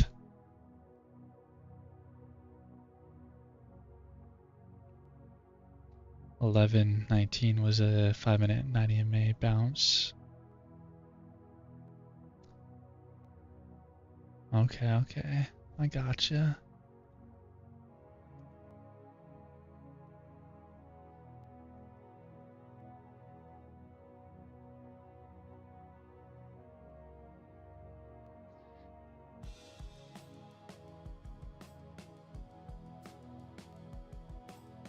I'm pulling back a little bit more. Not really holding the EMA how I would have liked. But might just not have been the move. We might be kind of going back to consolidation. On ES, I don't know how well NQ is aligning. Yeah. ES is kind of just chopping around, not really going anywhere. NASDAQ kind of chopping, but also kind of making its way down, using a little bit of that momentum.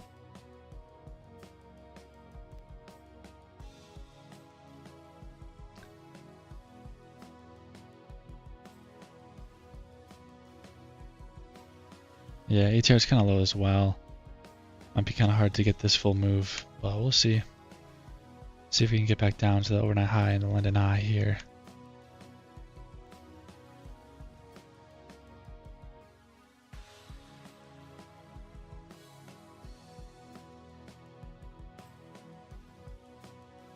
See if we can make a lower high here. Respect bearish gap, maybe.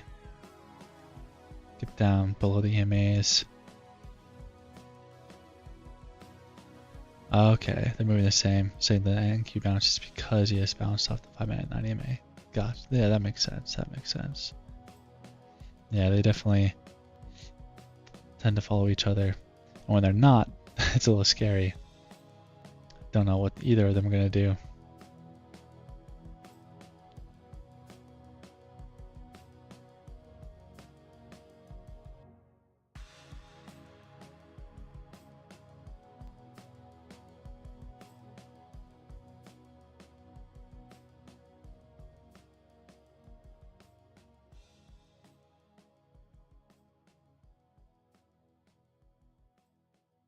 But yes, they move in tandem. Oh, I guess we'll just have to wait and be patient here. The market's pretty slow right now.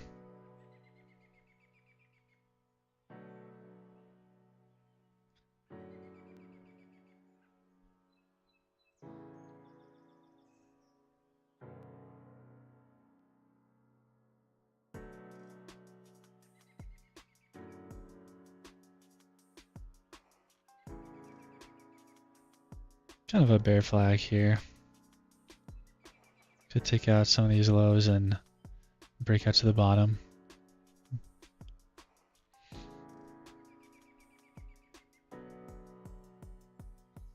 Getting short off this bounce in anticipation of the Momo move below the 5-minute 90 MA. Okay. Then we'd probably see it bounce off the 15-minute 90 MA for a TP. Like it.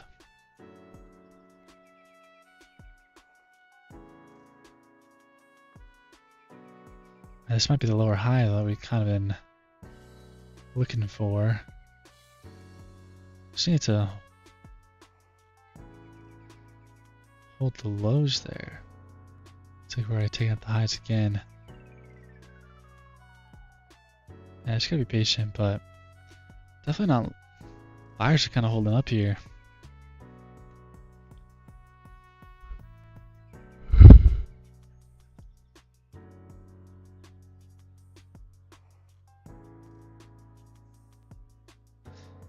But don't know if the 5-minute 90 MA is just gonna hold this move up. I mean, yeah, that seems to be what it's doing right now. Cause yeah, I was kind of thinking the same thing. Like we kind of break through it and get that momentum move down, but we still could. We definitely still could hold. Kind of in this area. Maybe we take out this high right here at the 924. Kind of take out some orders there, lift some liquidity, and then we push down.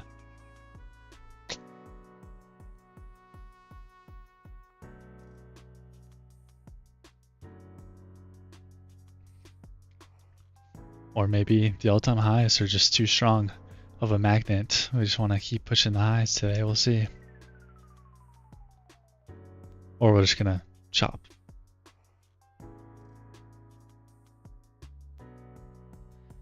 Just technically a 1-minute pennant breakout with 1-minute 90 MA supports. That's true. Amorcita, thank you for the follow.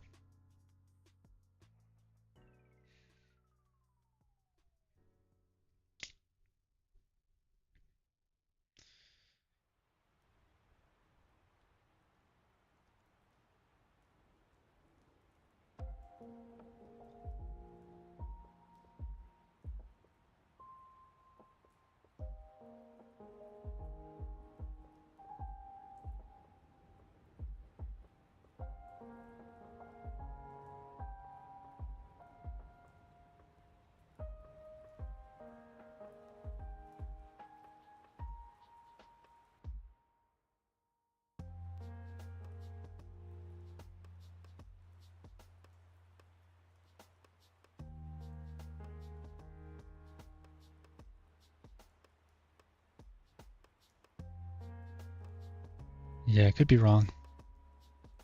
But also could just be kind of making a bigger range of chop that we kind of were anticipating earlier. If we chop around for too long, might just get out of the trade. But hopefully we do get that little bit of support and we make our way back down.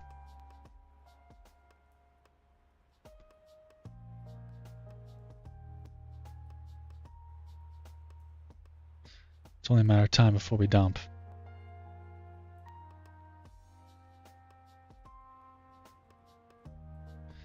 So long Momo sets up short Momo. If this 1-minute breakout gives the short Momo move, it could break through the 5 minutes. Yeah, that's what I'm kind of looking for as well.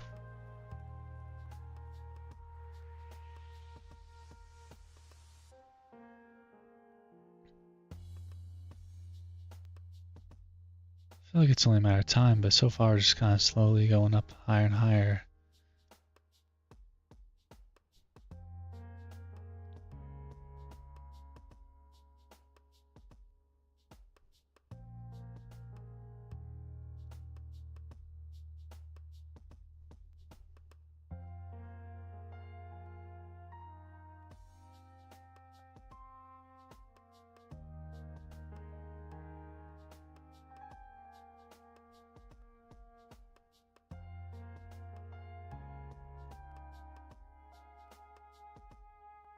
ATR is still going lower and lower as well, down to a 5.99. Definitely losing a lot of the volatility that we had.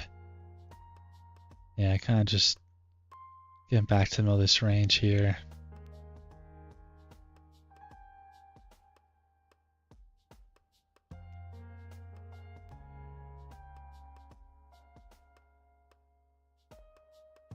One minute EMA failing to support this long move would be a good short entry in anticipation of that move.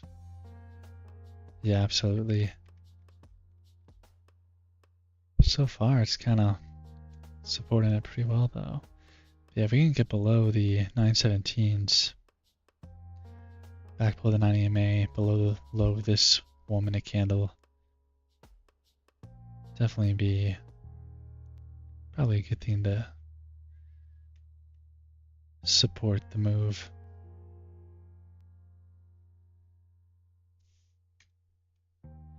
Support the good short entry.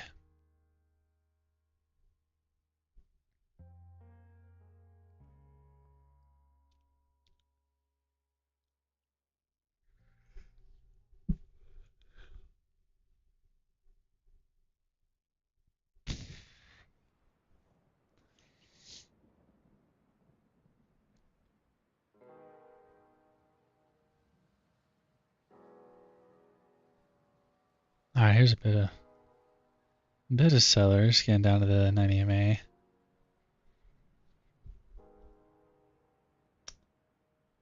Already kind of bouncing off of it though.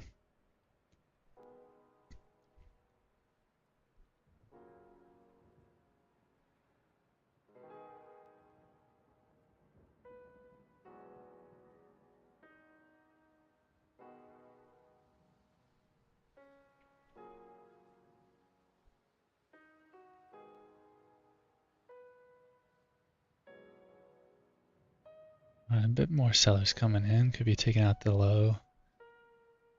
This candle. Alright, there it is. This could be the breakdown that we're kind of talking about through those EMAs. Could be a good short. I'm already in short, but see if it helps bring price down. To take out the lows down here. Get down to the 900s, hopefully.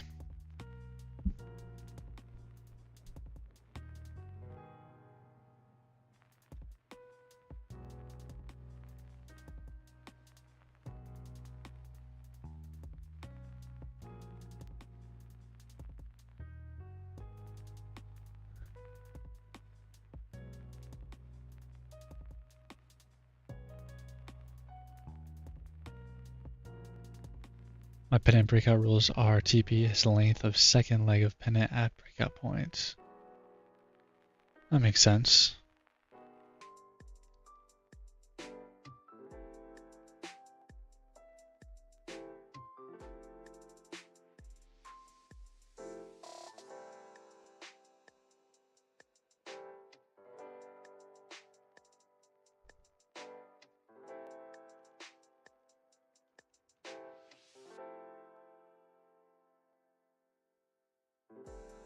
Oh, here we go. Here's the dump. Let's go all the way, baby.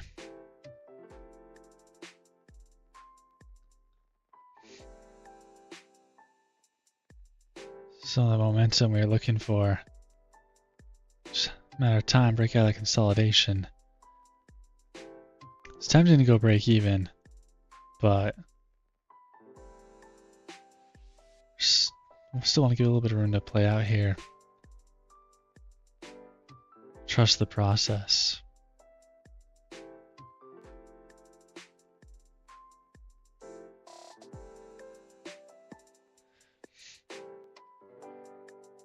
Looks like we got almost 10 points there. We're already kind of back up. Hopefully that's not the entire move.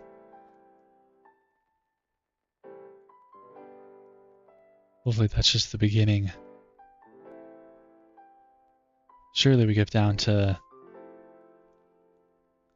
the New York high from Friday, or the overnight high.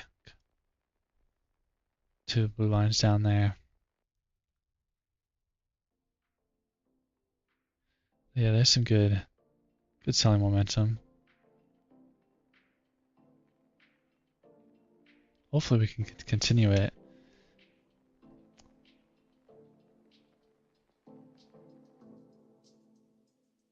Then a reversal of that move is half that length of the breakout.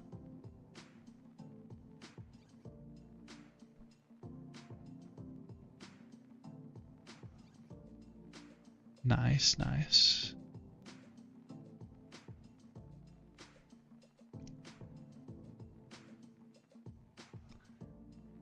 It looks like the sellers are still holding up here pretty well.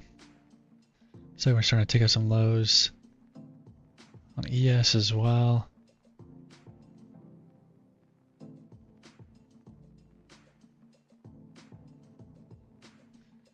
Back up 10 points.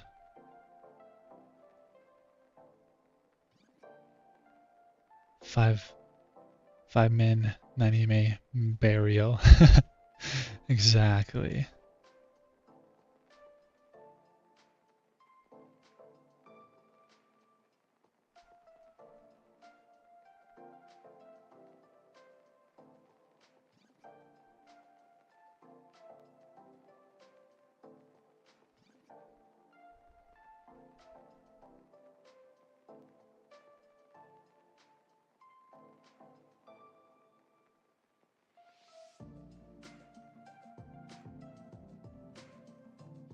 With the 1 minute RSI and look for that 23 or less on the RSI. It's excellent timing. End of Momo moves for TP.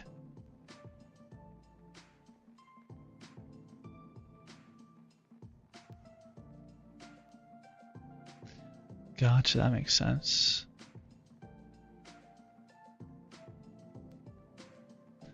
And hopefully that wasn't the end of the move. Yeah, twice there we kind of held the 900s. Kind of a psych level, some people call it. Just nice even number. Some people like to find support there.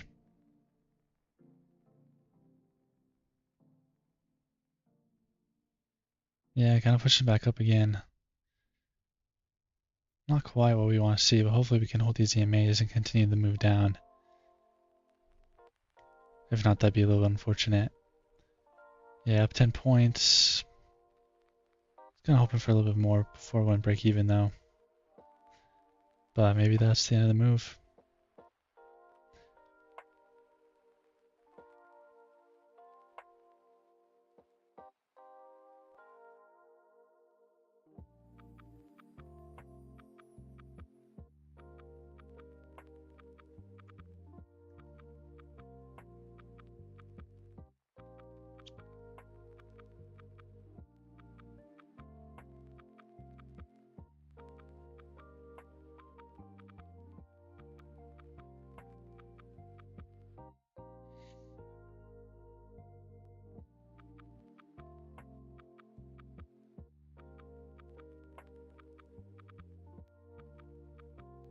Market did get a little exciting there.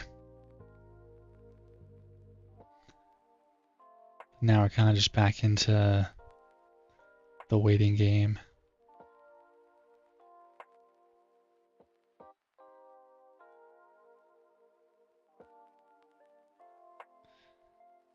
Short Momo and long Momo equal chop, so I would hold in anticipation of a chop being a downtrend. Yeah, definitely not too afraid of holding on to this, giving it that time. Unless we do just find support and bounce up to the all-time highs again. But no, yeah, I imagine we'll chop down a bit. We could get another break down to these key levels down here. And we found a bit of support at the 900s. But I think once we break the 900s, we'll be chilling.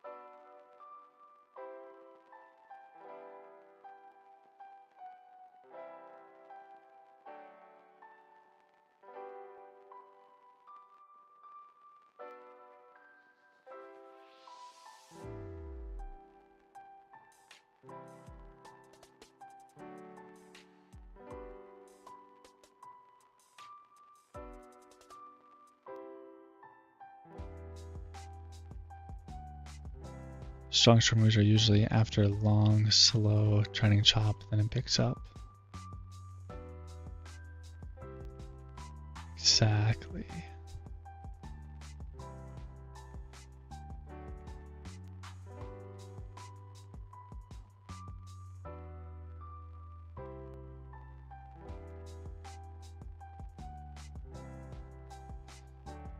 Looks like we're kind of might be taking out this high on the 1 minute.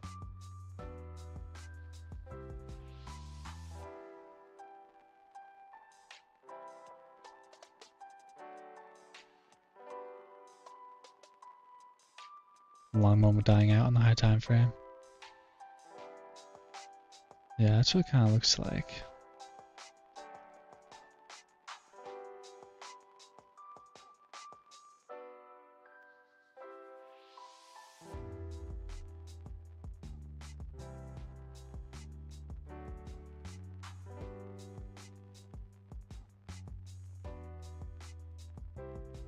Alright, seller's still holding up a little bit. Basically just kind of chopping, not really going anywhere though.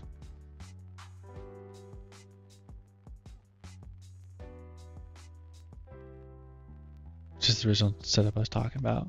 Gotcha. Yeah. It's a good setup. I mean, yeah, still looking like we're gonna kind of make our way lower here. Definitely, probably could have gone a better entry, but still haven't really made the push down that I think anyone is really looking for. I think a lot of sellers are still waiting for the big dump.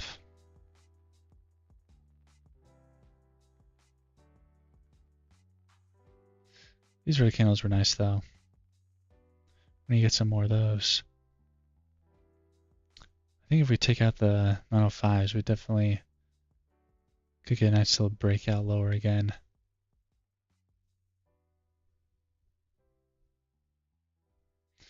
Yeah, I might chop it around to like 1. Hopefully it doesn't. I don't have time to sit around for all that chop. But no, yeah, definitely could. And yeah, I might go break even when I get the chance. Just kind of in hope that it breaks out. But then if it does chop, oh well. So yeah, I don't know if I have time to sit around till 1 p.m. Maybe I do. I guess it's only in like an hour and 20 minutes. Definitely could be worth the wait.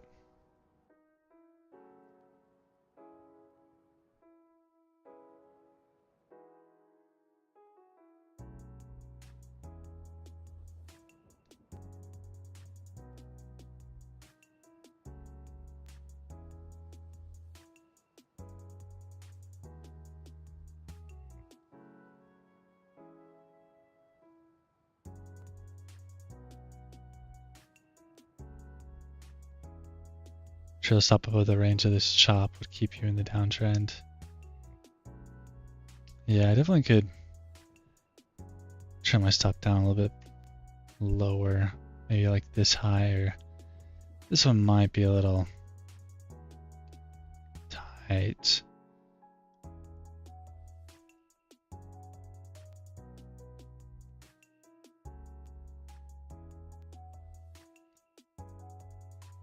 Yeah, 350 is not bad. Stop loss.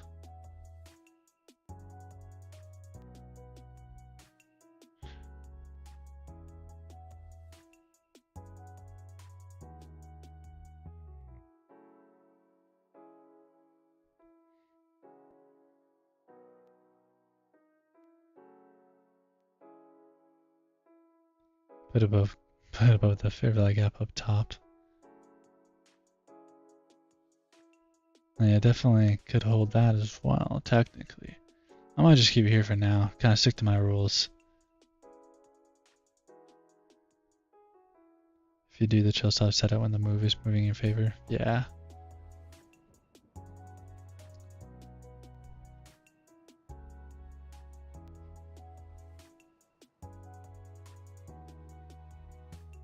Yeah, typically, like sometimes I'll trail a stop when there's a good opportunity, but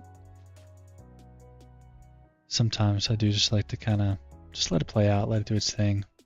Either I'm right or I'm wrong.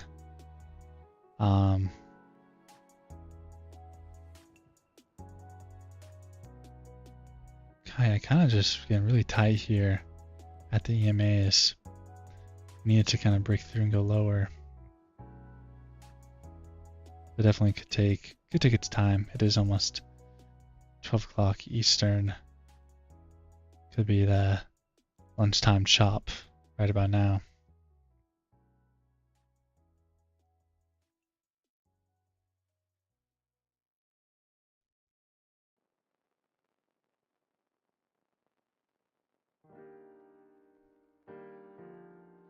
It is looking not too bad though, especially like the 5 minute. We got some wicks. Candles are not looking bad to kind of push lower. But yeah, 1 minute getting really tight here at the EMAs. I don't use chill stops because I know you have to configure them to volatility, and I don't feel like doing all that. Yeah, that's kind of me as well. Use them with options. Gotcha. Yeah, that makes sense. No, yeah, the only trail stop I really use is kind of a break even, just to take off risk, right? Let it make the move, and if it's just gonna chop and not make the move, then oh well. I take the risk off, don't lose money.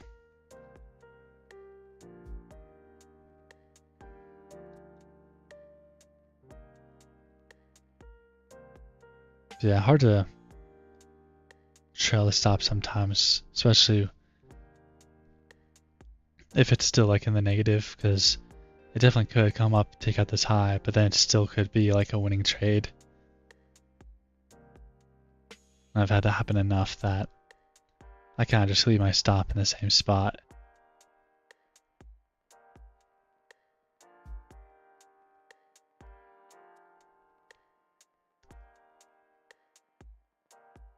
But yeah, with the trend, it definitely doesn't hurt to follow the trend down. And yeah, even just like lock in some profits. Just kind of follow the market a little bit with your stop. Kind of trail it as it goes up, make as much money as possible. We are kind of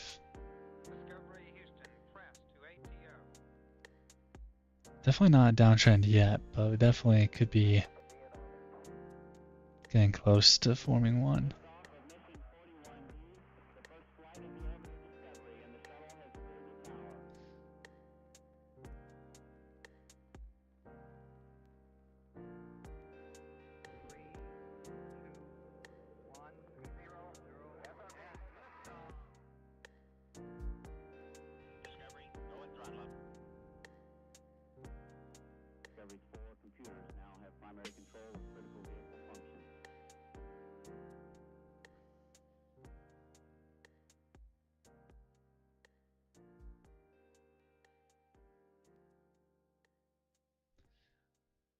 So we're kind of taking out the wicks on this 1 minute, kind of breaking out a little bit. See if it actually holds up or not.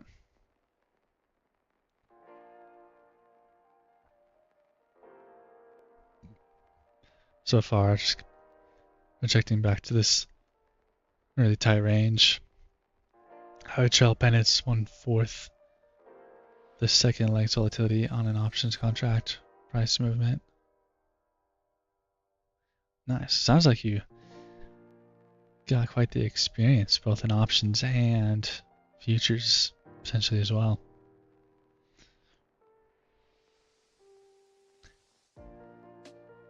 This might bounce really hard off the 15-minute 9 EMA.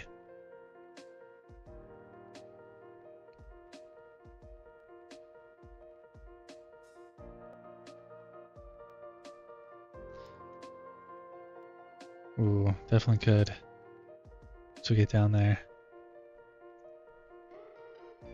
Yeah, once we get down to Yeah, 890, or even just past this other low at 897. It's probably when I would kind of move break even just to avoid any more continued chop. But obviously, if we are just going to break down and go hit my target, I'm here for it. Getting really tight here though. Both EMAs basically touching, price just kind of hugging both of them right now.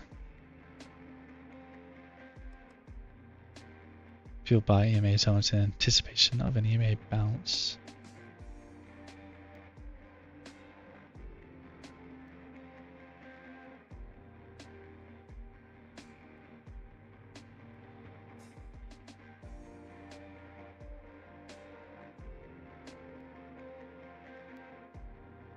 Yeah, it definitely could be.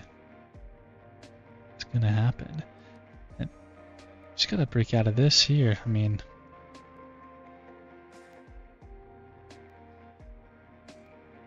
it's kind of got something like this going on, but it's getting really tight.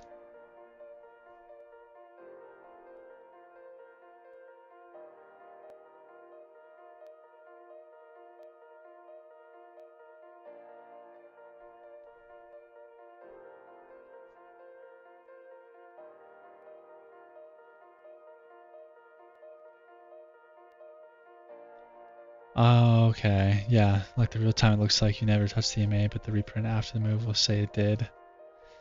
That makes sense. I think I've noticed that a couple times, especially when I'm watching like the 1 minute, some of these bull and bear flags or pennants. I'm like, it's not quite touching the EMA, but then like after the candle closes, it's like, wait, it did?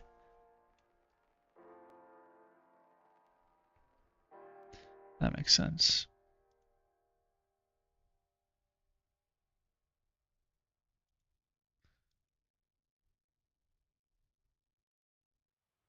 $15-minute 90 EMA, I anticipate 2 points above and below. Yeah, that checks out. That makes sense. It looks like we're kind of breaking through the top here.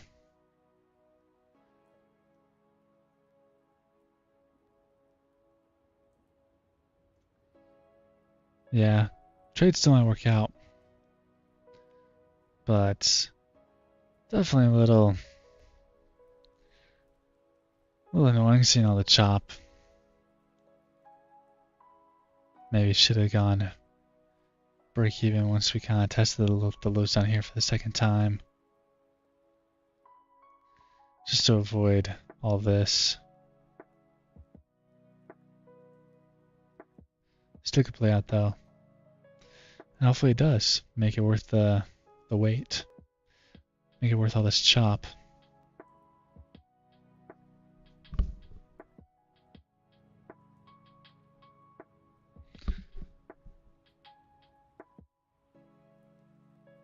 Yeah, we did know it was gonna happen. That's true.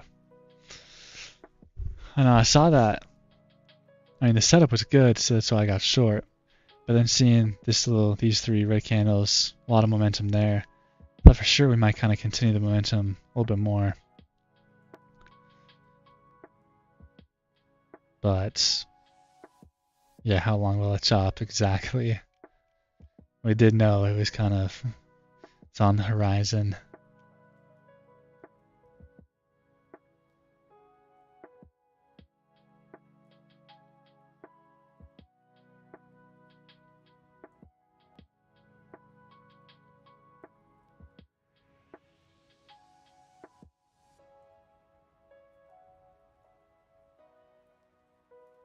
A little fake out at the highs there, making our way back down. Looks like we could be breaking out lower unless we're just faking out the sellers too.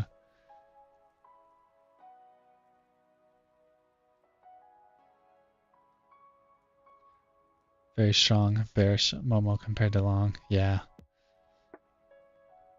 Exactly. Looks like on the 5 minute we kind of have a bear flag that could be breaking out here. I mean, even the 1 minute you can see there's plenty of potential break going on here, taking out all these lows of this range. We got kind of tight, pushed up, and now we're pushing down a little stronger. Yeah, definitely still liking the shorts. Just wish we'd get a little bit more momentum, but yeah, like you said, we knew this chop was coming. Typically, I probably would have just been done trading, but I decided to try the setup, see how it went, and so far it hasn't been bad. It's just taking its time to really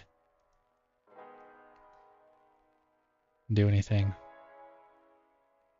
So I was chopped. The 15 EMA is creeping up. Yeah.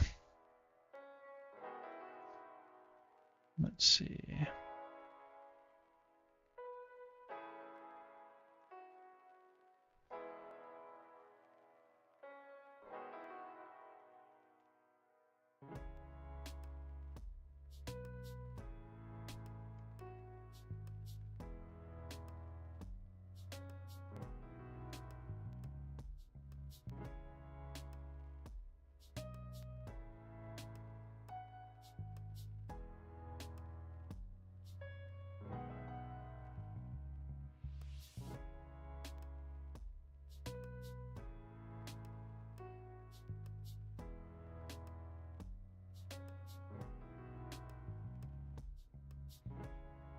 I kind of bouncing off my entry back up.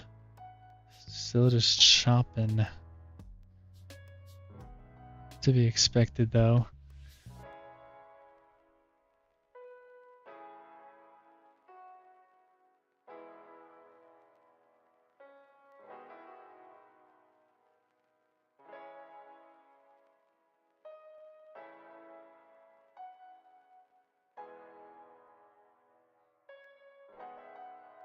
Kind of rejecting out the EMAs again.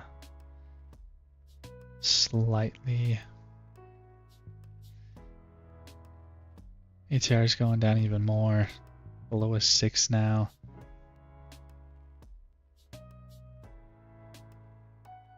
Yeah, getting really tight. A lot of consolidation. Yes, as well. Looking very tight. Lots of tiny, tiny candles. Slowly making its way lower, but not really going anywhere still.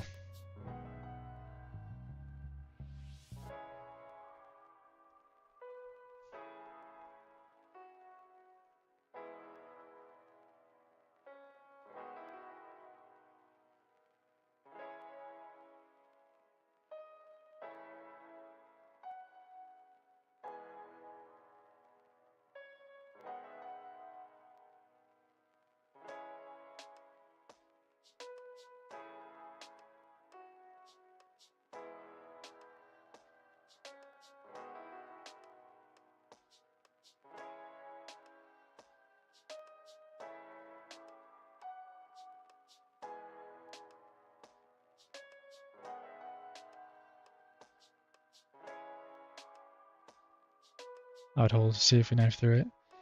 Yeah, with this consolidation, it is only a matter of time before we break out, and definitely would seem to be more likely that we break lower and knife through it.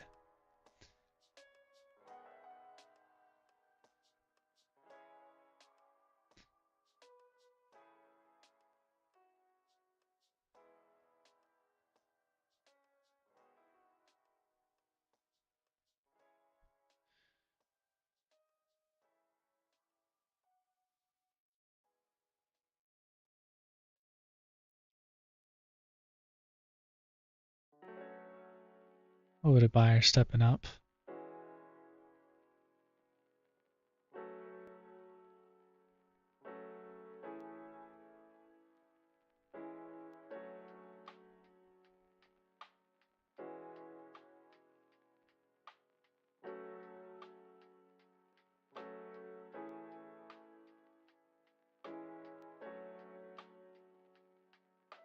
That's an on the hour pump. Yeah, I do like to see those typical on the hour, top of the hour pumps. What are your confluences? Well, quite a bit of things going on. Looks like we're taking out some of these highs though. See what happens next on NASDAQ. But we kind of had a lot of buying momentum up towards these highs.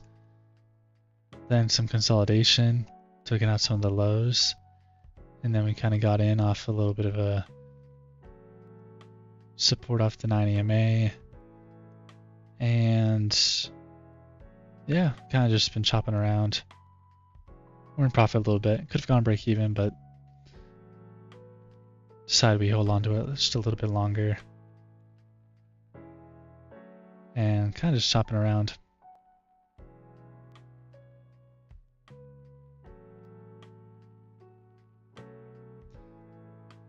So I saw us kind of retracing that move up.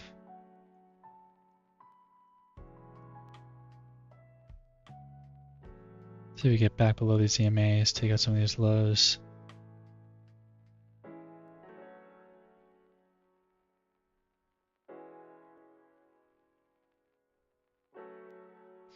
This can be or an anticipated 15-9 EMA bounce.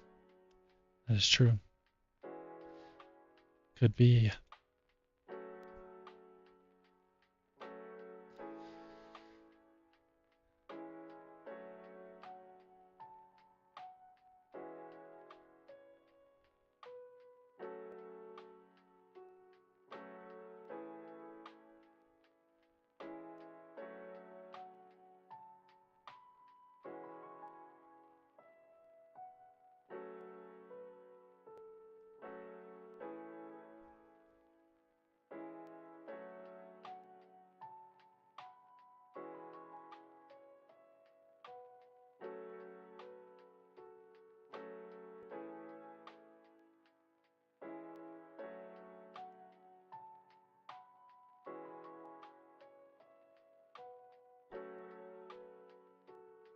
Buyer still holding up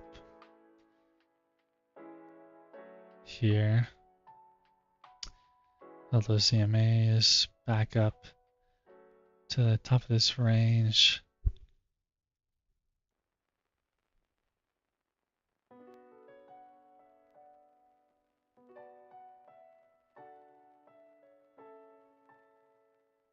And US less per dollar, but way more volatile.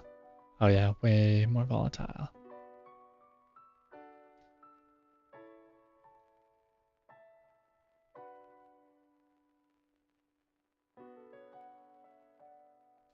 I mean, yeah, by the time ES moves like 10 points, the NASDAQ is moving like 50 points.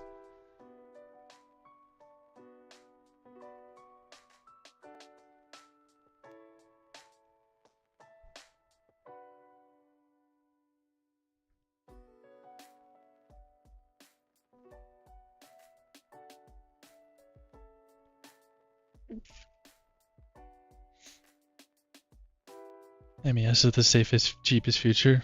Oh yeah. Definitely.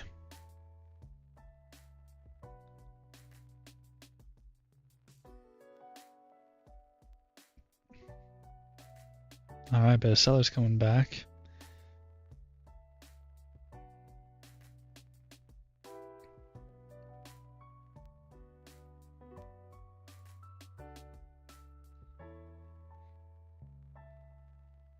YM is probably safer. Could be. I've never traded in YM or RTY, but I do keep an eye on them.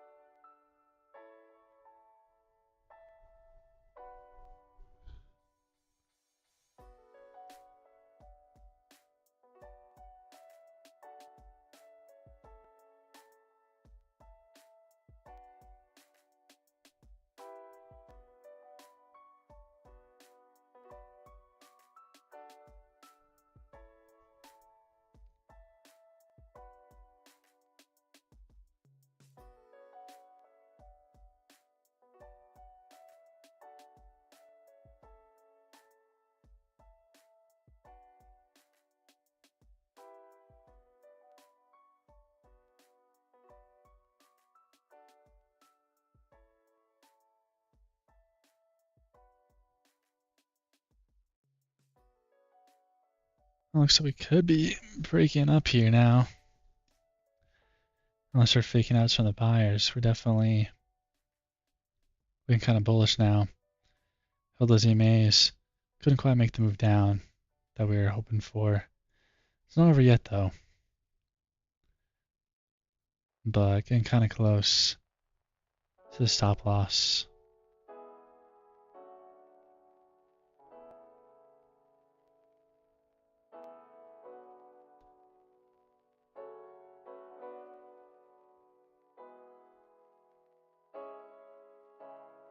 Yeah, we do have the 25k psych on the upside. It is still kind of far away. Like 70 points. Which today is a lot since we're pretty low on the ATR.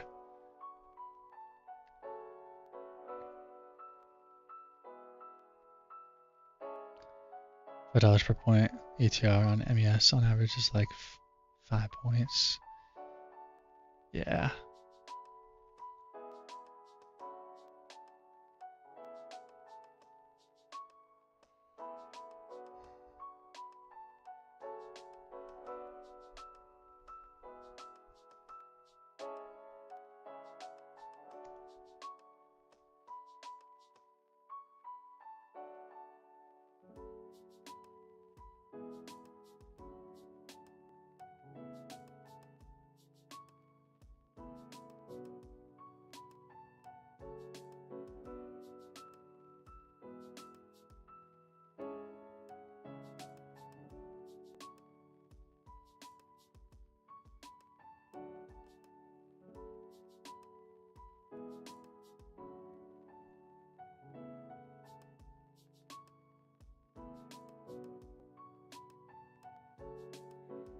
Yeah, nice EMA bounce.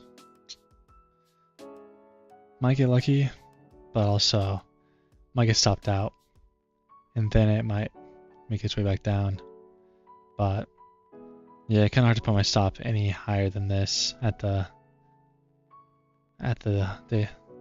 high of the day.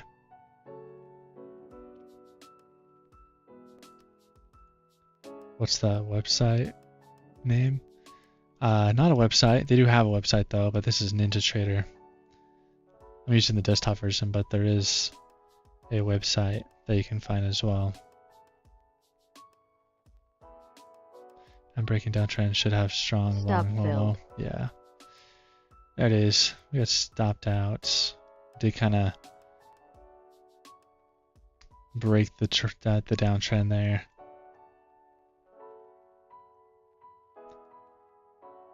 Could be a sweep. Could make our way back down. But yeah, definitely a lot of buyers, a lot of longs going on right now. A little unfortunate. In hindsight, definitely could have been smart to take the break even once we kind of failed to continue lower right here.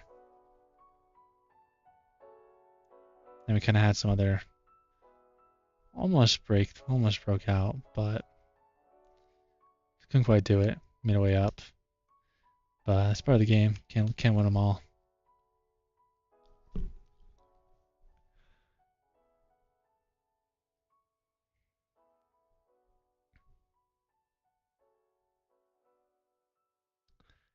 It's like we just want to keep going higher and higher to get those all-time highs. Do I get paid for trading for them? I mean, if you are a good trader, yeah. I mean, they don't really pay you, but if you put money in and you're a profitable trader and you win, then you can, yeah, grow your account and make money.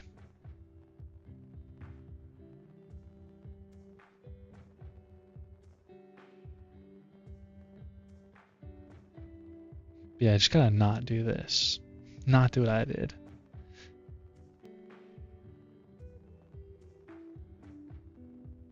Just give me your money. They are expensive. $100 per month or 25k.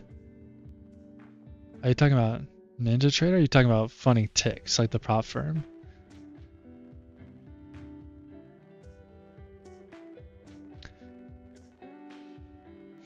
See, the prop firm funny ticks not the cheapest, but they don't have an activation fee. So it kind of makes it, at the end of the day, it makes it cheaper than a lot of other options out there.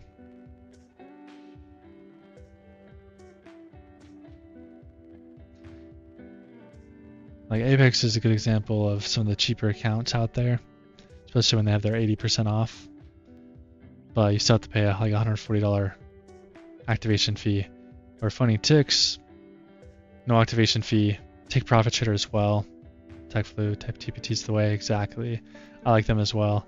I need to activate one of my other accounts with them. But yeah, they both don't have activation fees, which is really nice. It's a little bit more money up front.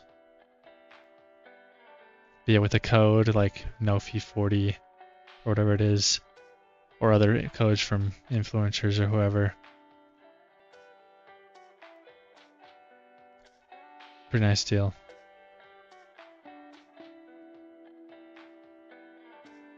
But I think with funny ticks, some of the 50k accounts you can with the 35% off are like $80. And then I think there might even be a version that you can select where you have like a cap, like a reward cap or something, which obviously maybe not what some people are looking for, but I think you can get a 50k account for $50. $50 50k account with no activation fee.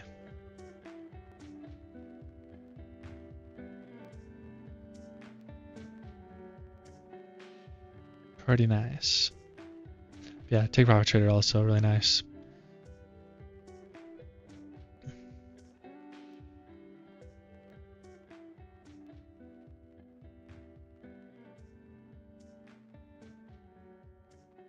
Short Theano Micro.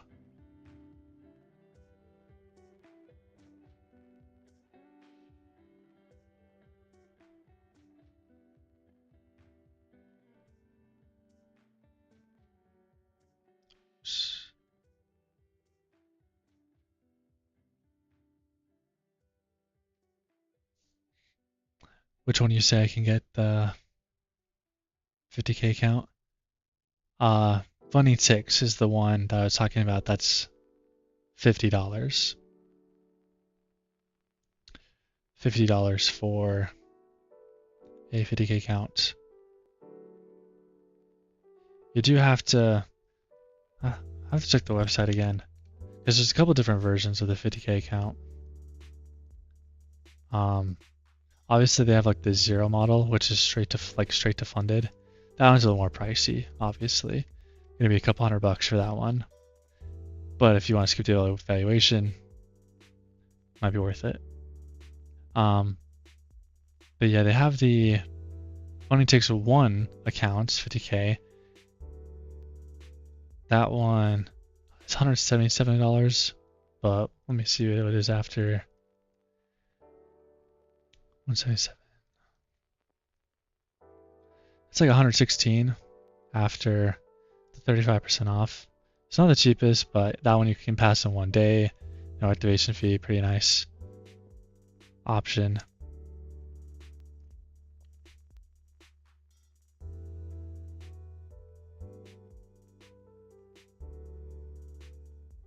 But then there's the FunnyTix Pro Plus accounts.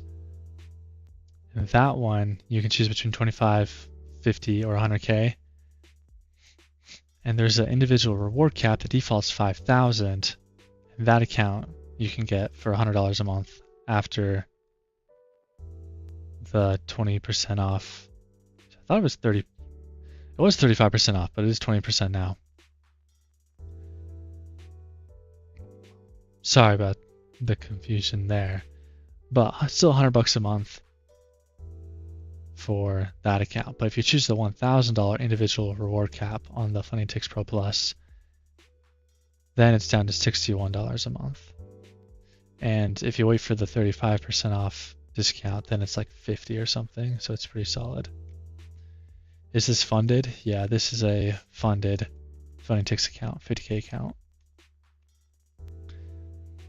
Yeah.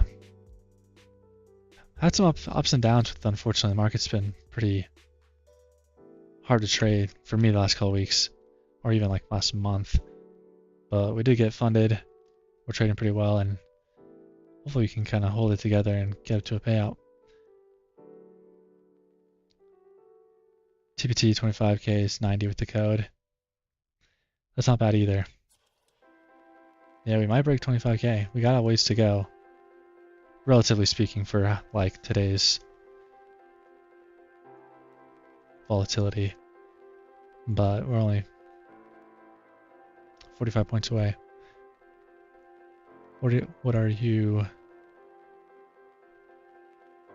TP going to be on the short? Oh, my TP on the short. I'm trying to remember. There's a 1-to-1, so it's probably like, if I had my stop at the highs, I think my TP was like at 880, 881 area.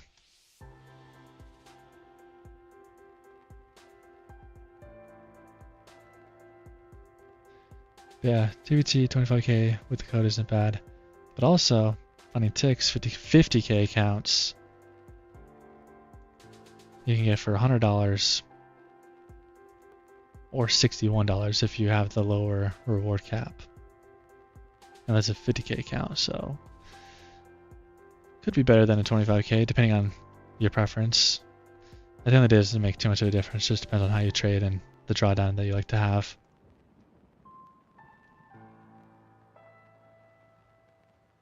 But yeah, I need to try and get a code with Take Profit Trader because I do like them. I know a lot of you guys do as well. Could be nice. Well, appreciate you guys hanging out and chatting. We are kind of getting a little bit of momentum here up.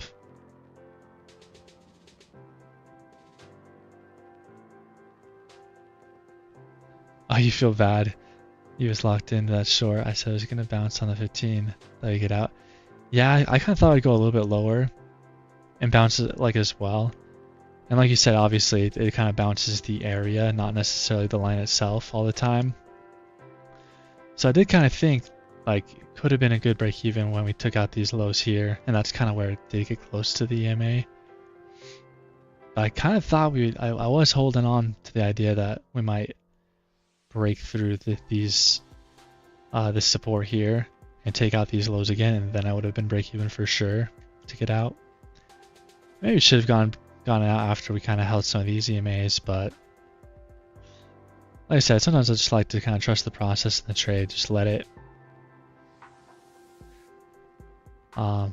play out, take away a little bit of the decision making, because sometimes in this situation it definitely could have saved me the loss, but also other times you miss out on the win, right? Sometimes it is good just to trust the process, let it play out. So definitely don't feel bad at all. I was kind of doing what I normally would have done, but my only regret is maybe going break even down here, because we did have a pretty decent opportunity. Order submitted. Oh, I kind of missed it there, but nice bounce off this CMA. Order filled. This might be my last trade of the day. See if we can get back a little bit of money just off this break of this bull flag. Nice hold of the 9 EMA there.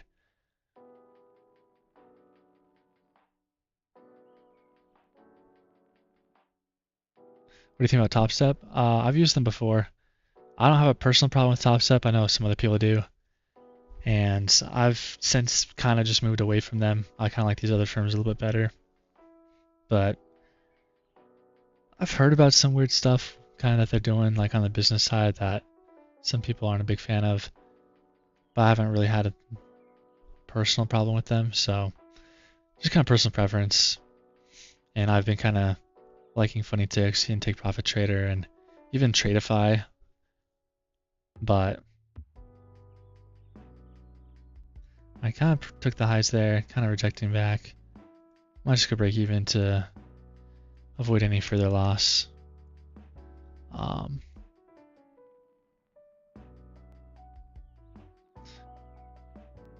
The 15 was coming up as we were sideways trending. Yeah, definitely could have been smart to get out of it, but you live and you learn. Just gonna show you my manual prop strat when you got out for the long. Ooh, yeah, it's a nice long, very nice. Miguel, thank you for the follow. TBT's the best. Yeah, no, I've been liking it. Top step is bad if you're really making money. That makes more sense. Yeah, that's kind of what I heard.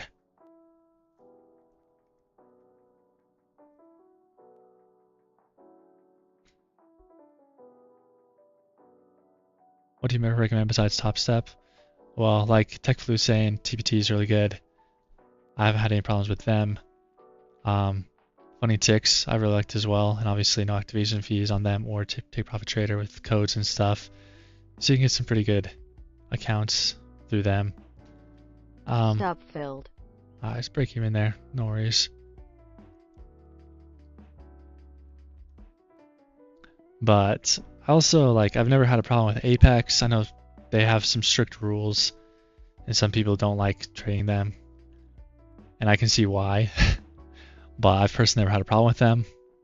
I got paid out 5 or 6 payouts from them last year. So definitely, I'd recommend them in the sense that I've been paid by them, and I don't really think they're shady, even though I think they do have some strict rules, and depending on your strategy might not work with their rules. But Tradeify is also a good firm I'd recommend, especially if you want to get the straight to funded accounts. They have some of the better deals for that, I think. My strat is 15-minute 90 EMA buys targeting 75% of the 15-minute ATR or RSI peak values. Okay. I like it. Yeah, we didn't quite make it down there off that first move, but then the EMA did kind of get up towards the consolidation and the sideways chop. And then, yeah, since then we kind of just shot straight up. I mean, the 15-minute green candle is looking really nice. It's a good strategy.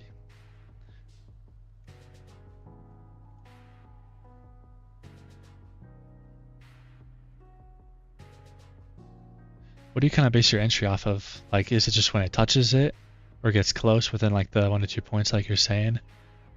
Or do you kind of wait for a validation, kind of confirmation that it is in fact bouncing off of it? Can you pin the recommendation in the comments so I can see them better? Yes. I think I can put links. We'll see.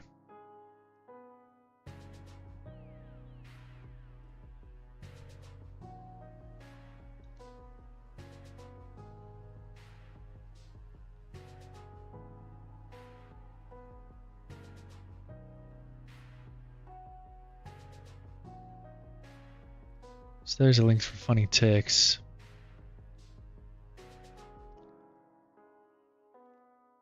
We have Take Profit Trader as well. Why not?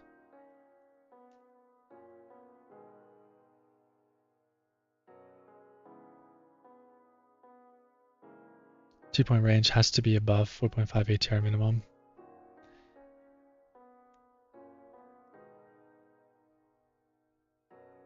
Yeah, I should probably keep track of the ES ATRs, but that makes sense. 1.5 range, 1 ATR is below 8.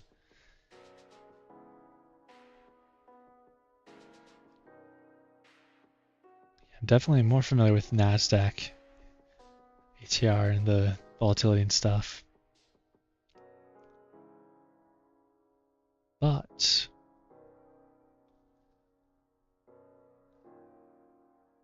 probably keep an eye out on the ES a little bit more. I don't trade the ES typically, but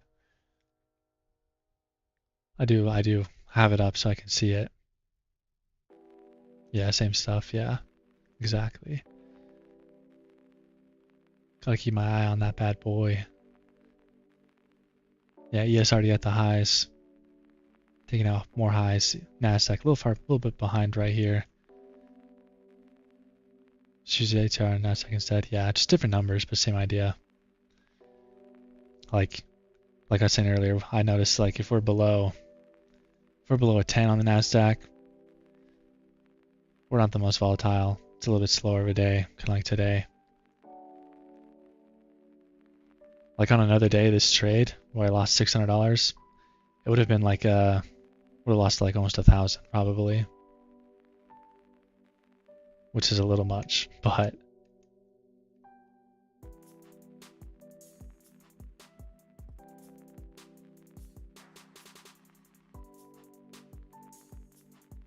yeah, today we've been under 10 for most of it. We're increasing a little bit now, up to like an 8. We did get down to like under a 6, which is, oh yeah, we were barely moving at all for a little bit during that consolidation. Yeah, Nasdaq catching up to ES now, not back at the highs. TPT is the easiest in my opinion. Sorry, I missed that earlier, Dylan, but yeah, I think they have some of the most forgiving rules.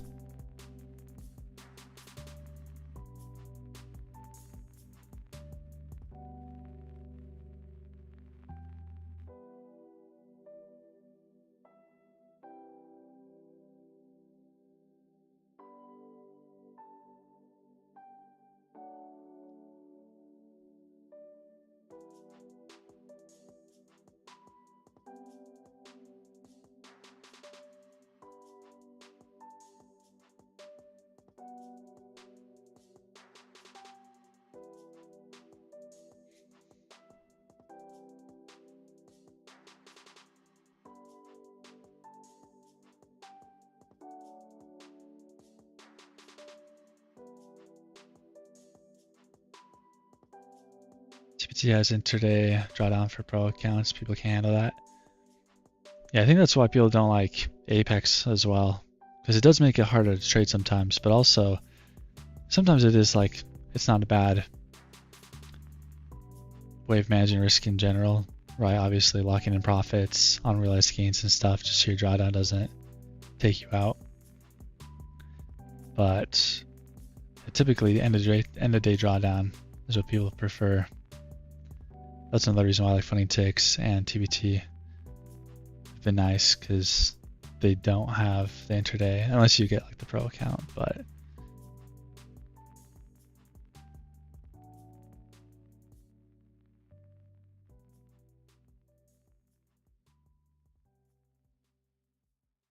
oh, I did. I was just reading it just barely. 75% ATR on the 15 for TP, meaning if you catch a move on a 15-minute candle, you're likely to get that amount of point in profits. Gotcha.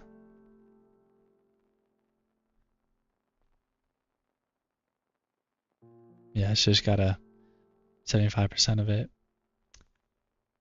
Take profit.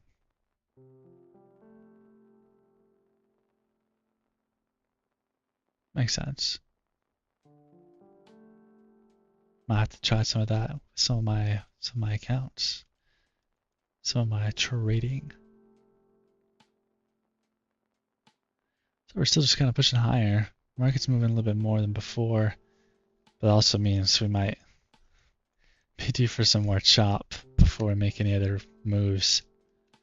It's also 10:30 my time, 12:30 Eastern.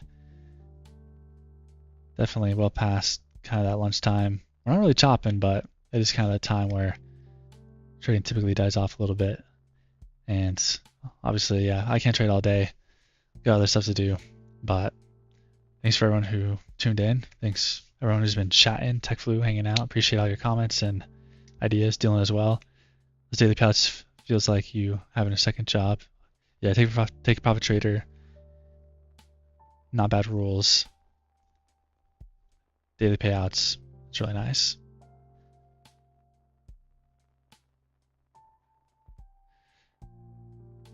So 150-minute candle moves 10 points. ATR is 10.7 point bounce off the EMA is reasonable.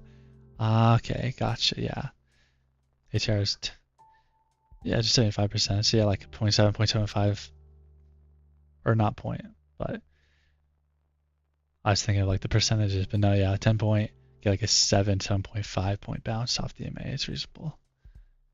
Yeah, I'll have to keep an eye on that. Give it a try sometime. But yeah, thanks again for everyone tuning into the stream. It's been a good day. Well, I guess didn't catch any good winning trades, but good stream. Good chat with everyone. Yeah, that was a period. That makes more sense. Nah, but I appreciate you guys. Thanks for checking out the stream. If you enjoyed, give me a follow. I'll be back tomorrow morning. Same time for market open. If you want to check out my YouTube, BangerTrades on YouTube. If you like YouTube over TikTok, but either way, whatever you like better. I'm on both, streaming on both. So feel free to subscribe, check it out, follow me. Appreciate it, but no pressure, of course. And yeah, I'll see you guys later, hopefully. If not, no worries, though. Have a good rest of your day. Peace out.